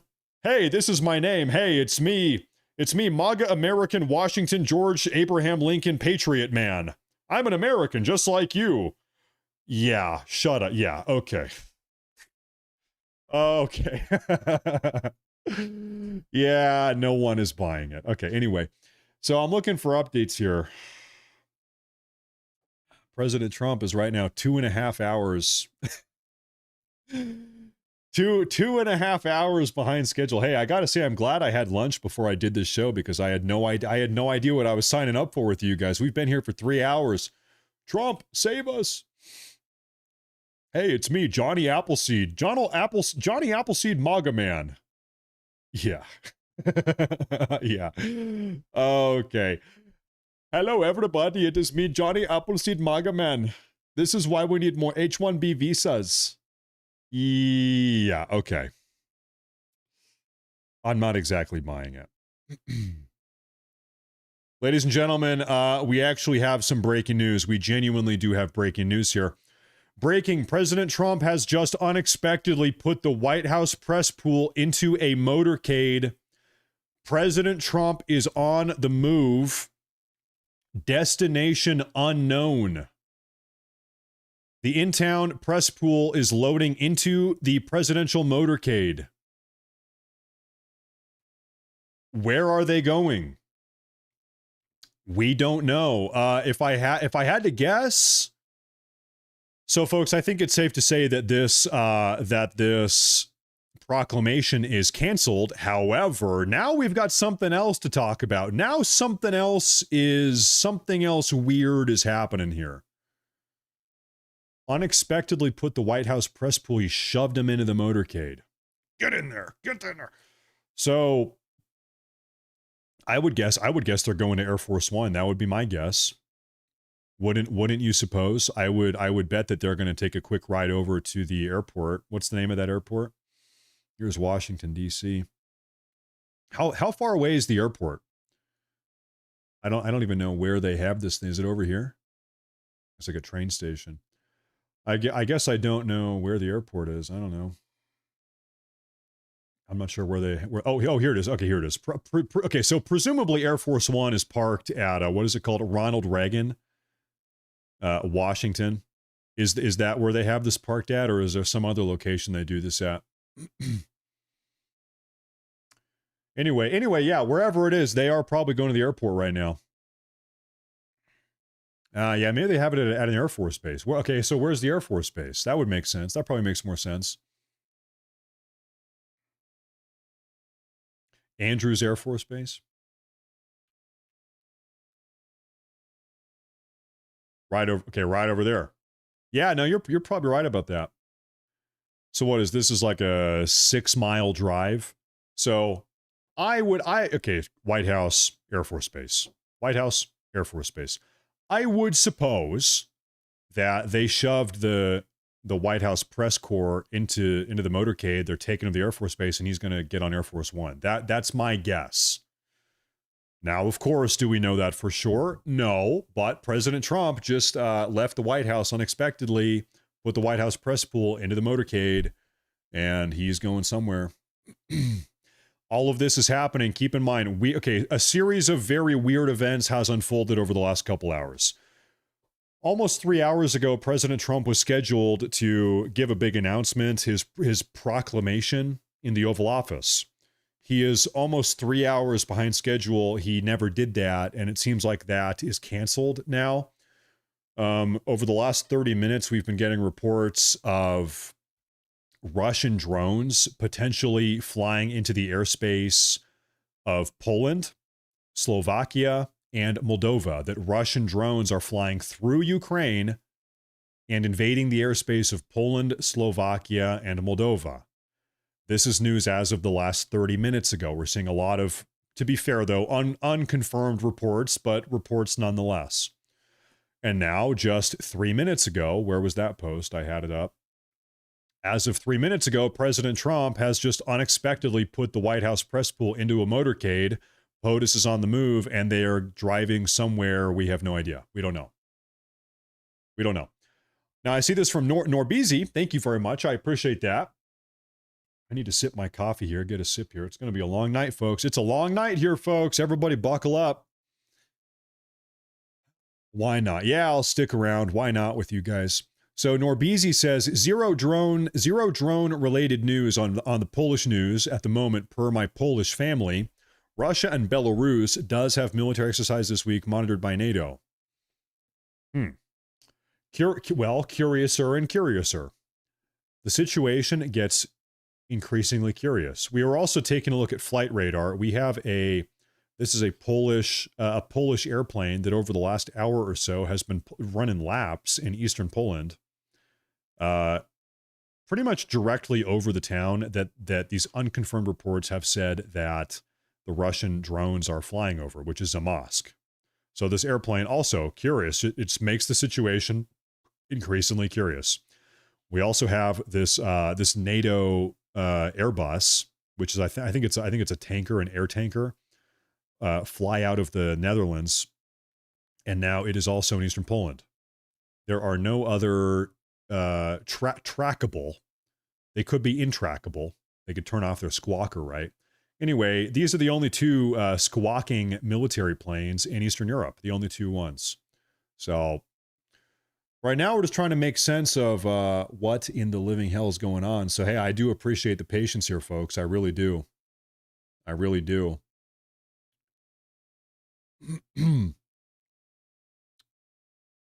Okay, I'm seeing something else here, folks. Stand by. I'm getting a break-in report here.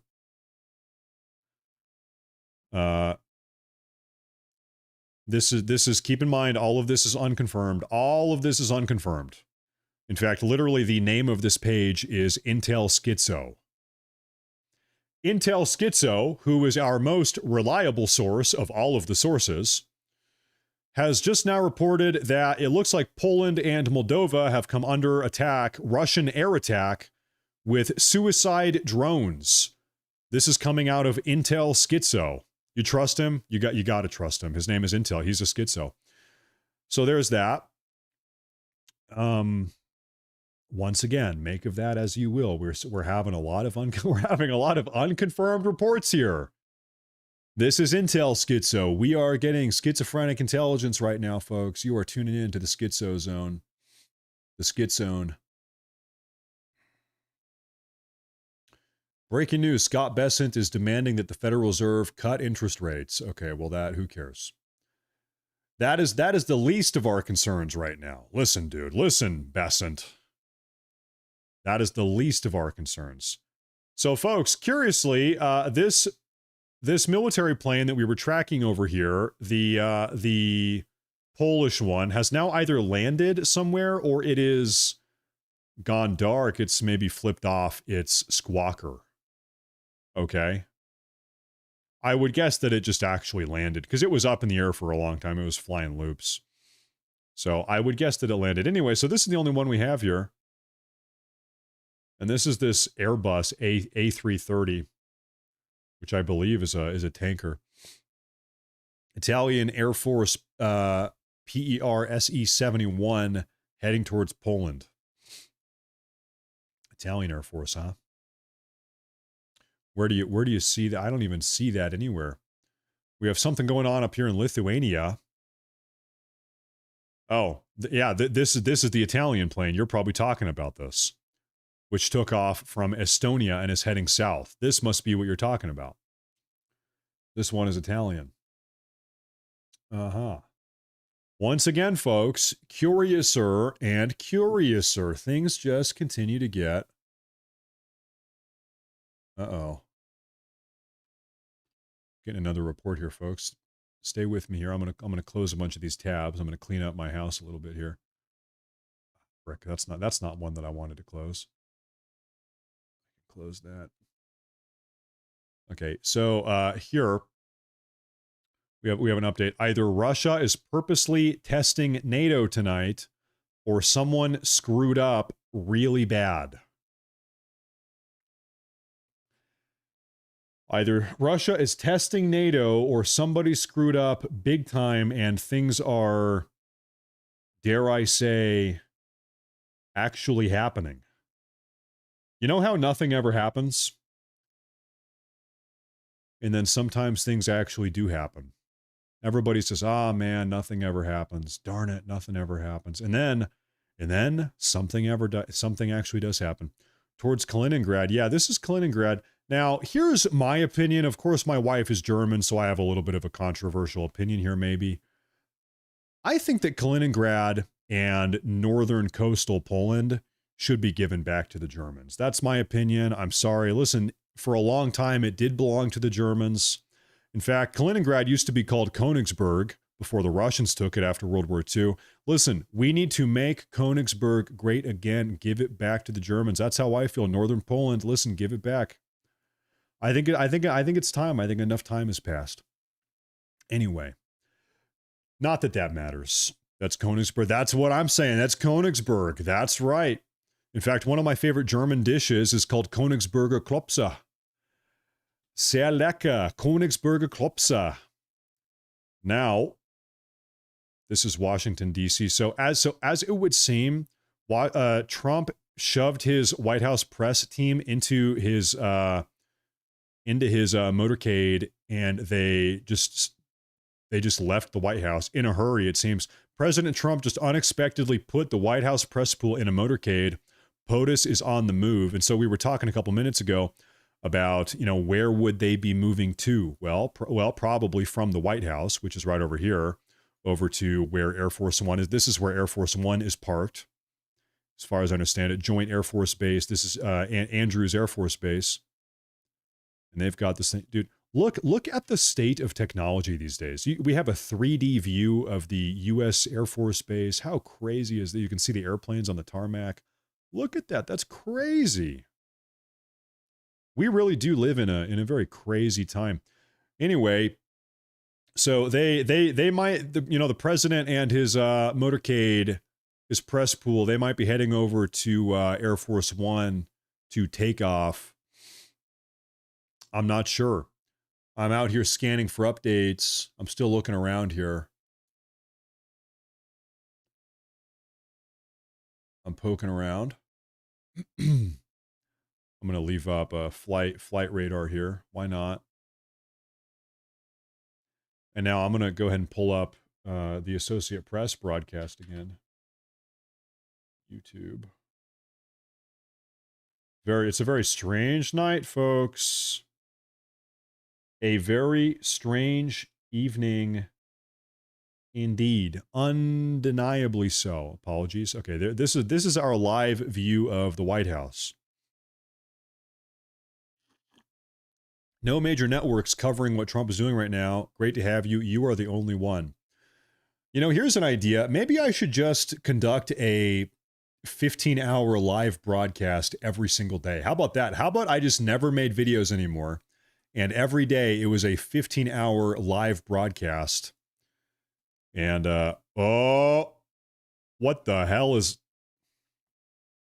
Ladies and gentlemen, in eastern Poland, a Lockheed Martin F-35A Lightning version 2, country of origin, United States of America, has just taken off. In eastern Poland, the United States has just scrambled an F-35. Oh, shit. Okay. That is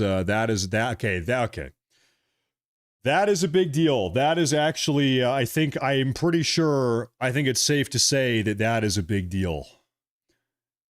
Okay, folks, our sole and undivided attention is now going to be locked on to this F-35. Where is the F-35 going? What are we doing here? Where is this guy going?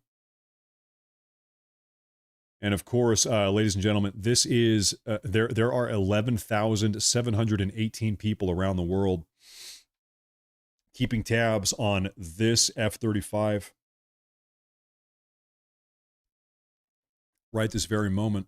It is possible that things are heating up. Okay, okay. Okay.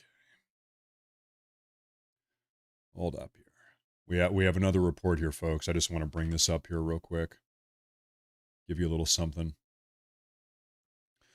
As of 10 seconds ago, there are several Polish and NATO fighter jets heard tonight over the city of Lublin in eastern Poland. Well, we know this is true. We know that there are NATO fighter jets over eastern Poland. We know for a fact. Okay, I've seen enough. Anyway, I mean, yeah, we know that there are. This is Lublin. That's where they said they heard these things. Anyway, yeah, and now check this out, ladies and gentlemen. This Dutch tanker has now flipped around. It's pulled a complete and total 180-degree U-turn. And it appears like it might be on its way to go meet up with this fighter jet. What's going on over here? What is going on now? I should probably change the title of today's broadcast now that things are happening. Seems like the proclamation is not happening.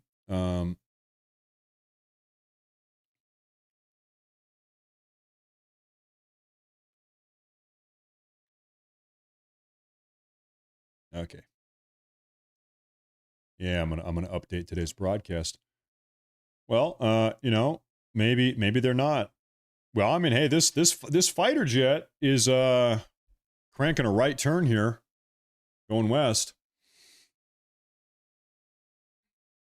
You know, I have to say, it almost looks like the fighter jet is getting ready to blow this tanker out of the sky. Hey, F-35, you're not in hot pursuit, are you? You're not trying to, oh my God. Hey, dude, you're not trying to blow this thing up, are you?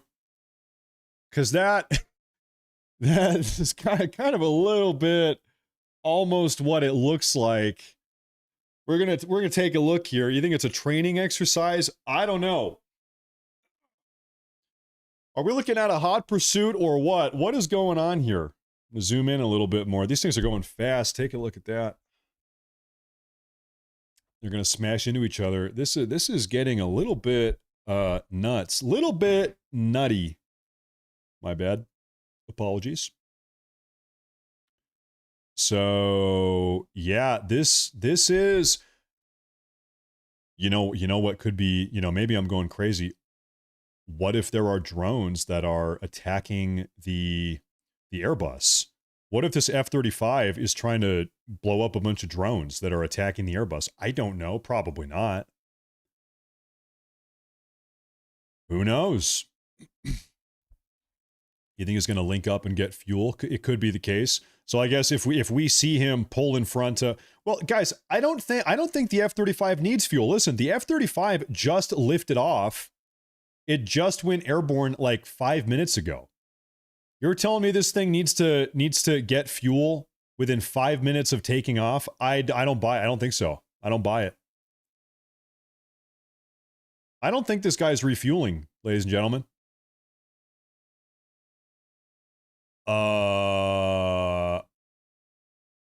Guys, what in the hell is going on?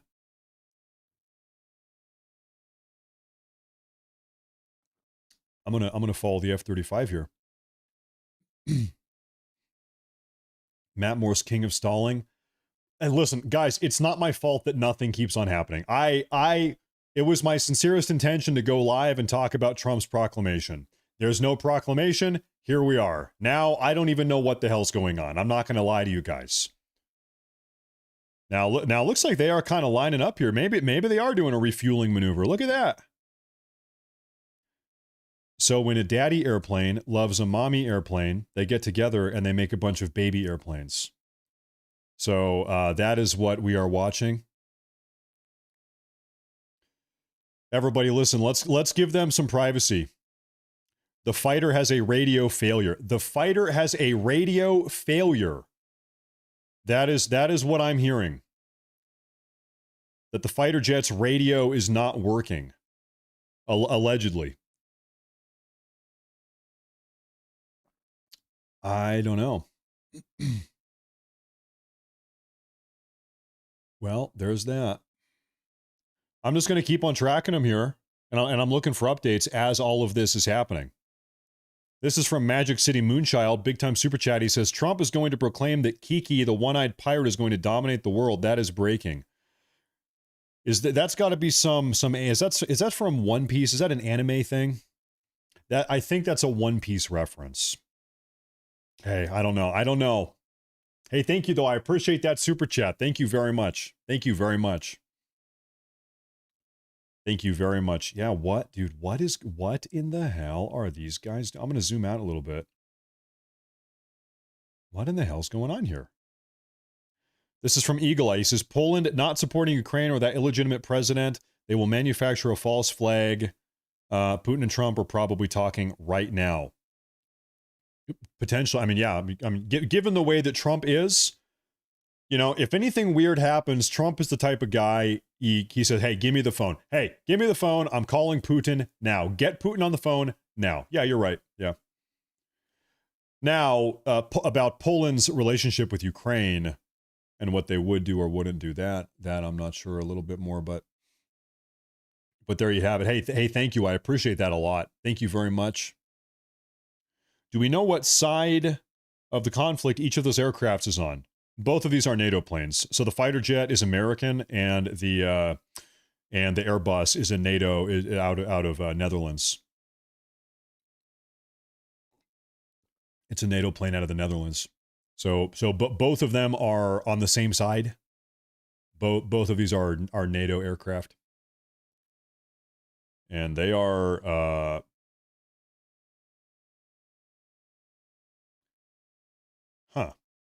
Well, they're pulling a loop here. Can I look at the F-35? Okay, so guys, keep in mind, like, guys, the F-35 has barely even been airborne. The F-35 lifted off, I guess there's an Air Force base or a NATO base there, lifted off. It's been in the air for like 10 minutes, right? So there's no way it's out of fuel. It's not out of fuel. I saw some people saying that earlier on the F-35 was having communications problems. I'm not sure. Now, the Airbus has been flying for quite a while, all the way from the Netherlands. Like we said, flew all the way over Germany, through Poland, and now here it is in Southeast Poland. And now here they are linked up. Why? Can only speculate. Who knows? The F-35 appears to be linking with the Dutch Airbus A330 for an aerial refueling over eastern Poland. You know what I want to know? Is there actually, because it's possible this F-35 was in the air for a long time and it only turned on to its squawker, but it didn't actually take off from here. So is there even an Air Force base here? Could it have even taken off from here? This is I'm gonna find this on Google Maps real quick. Where exactly is that location? Is there even a runway there, an Air Force base? One moment here. The town, Jezow. Where's that? Jezow.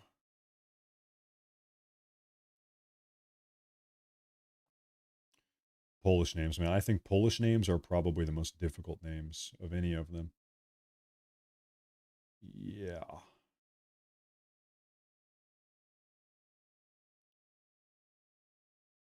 So I don't actually think that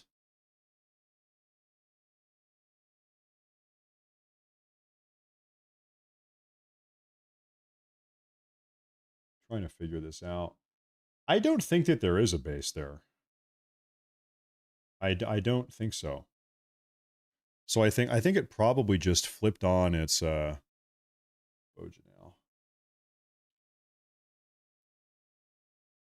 I'll take one more real good look. Yeah, there is. Okay, so folks, the location that this fighter jet allegedly took off from is right here in the middle of this forest. So very clearly the fighter jet did not take off from the middle of, there's not even a runway. This is where it would have been. You can see right there. So I think this fighter jet has probably been in the air for a long time. And it is actually genuinely out of fuel. And so it is refueling, and then it just flipped on its public squawker here.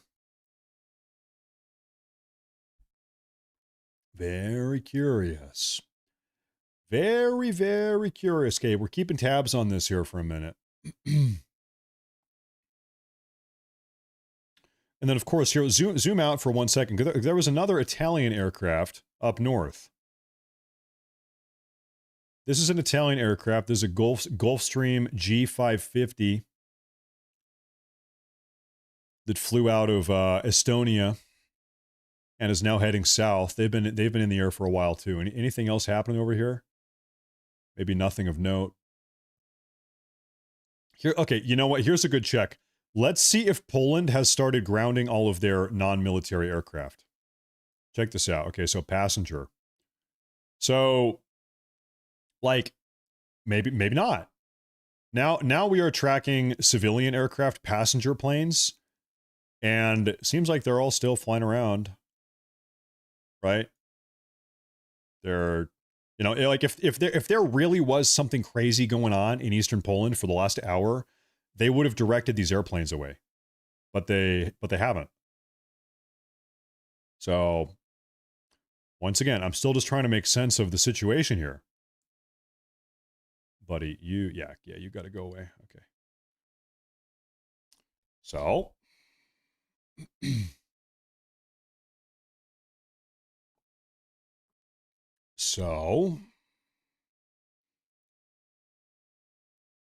because yeah, normally when there is some, you know, emergent crazy situation, there is an order given, hey, every single airplane in the region, you know, land at the nearest airfield or go, you know, turn around, get out of the neighborhood pretty much. Right. Hey, Jerome, thank you. I appreciate that. Thank you very much, man. I appreciate that a lot. Thank you very much. What's happening right now, Jerome, most certainly we're doing a mid-air refuel. And by the way, also it is, I mean, what time is it in Poland? Probably 1:30. I think they're +9 from me. Yeah, it's got to be 1:30 in the morning. It is pitch black. It is the dead of night, and they're doing this mid-air refuel. Over eastern Poland. And they're just flying circles. Trump is on Fox. Is he? Is he?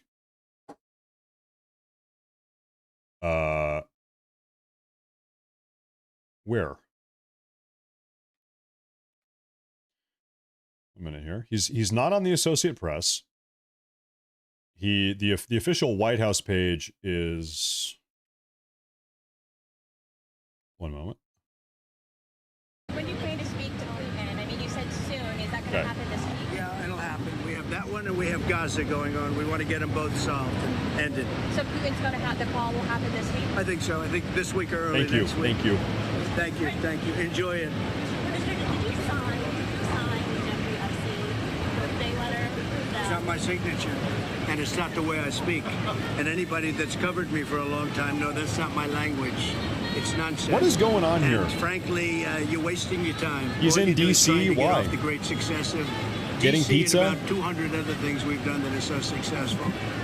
This is a great success, and we have so many. I don't think any president in their first 8 months has had anywhere near the success that we've had. So they've got everybody.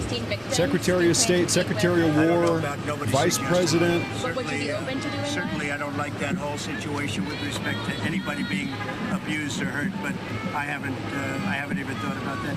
Thank you all very much. Have a good time. Thank you. Just listening in there very quickly, President Trump arriving at appears to be Joe's Seafood, just a few short blocks away. Joe's from Seafood? The White House, waving to people, saying this wouldn't have been possible several weeks ago without the surge in law enforcement, the takeover there. You can see flanked by different members of his cabinet, Vice President J.D. Vance. We see Pete Hegseth, Marco Rubio, dude, I cannot believe it. All on hand for this outing. It's a abbreviated, quick one we did not see potentially coming on the schedule today for President Trump, but he was also asked about the strike by Israel against Hamas leadership.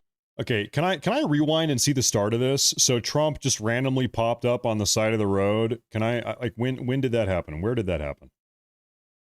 I want to see how this started. Hold on. I'm skipping around here. Okay, so this is where it started. No crime. We call it crime-free. We're going to be announcing another city that we're going to very shortly. We're working it out. The governor of a certain state would love us to be there, and the mayor of a certain city in that same state would love us to be there. We'll announce it probably tomorrow, and it's going to be something where we'll do like we did here. Okay. But this city, here I am standing out in the middle of the street. I wouldn't have done this 3 months ago, 4 months ago. I certainly wouldn't have done it a year ago. This was one of the most unsafe cities. Okay, listen, dude. There are NATO F-35 fighter jets scrambling. They're squawking. They're not squawking. They're mid-air refueling. There's rumors of drone attacks in Slovakia, Moldova, and Poland. NATO jets, NATO tankers are flying across the continent. You were supposed to make this proclamation 3 hours ago. Radio silence.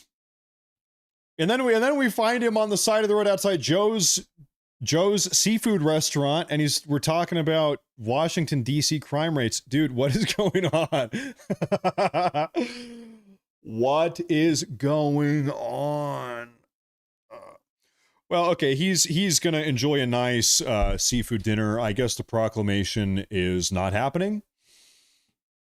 I think it's safe to say the evening has kind of wound down, I suppose.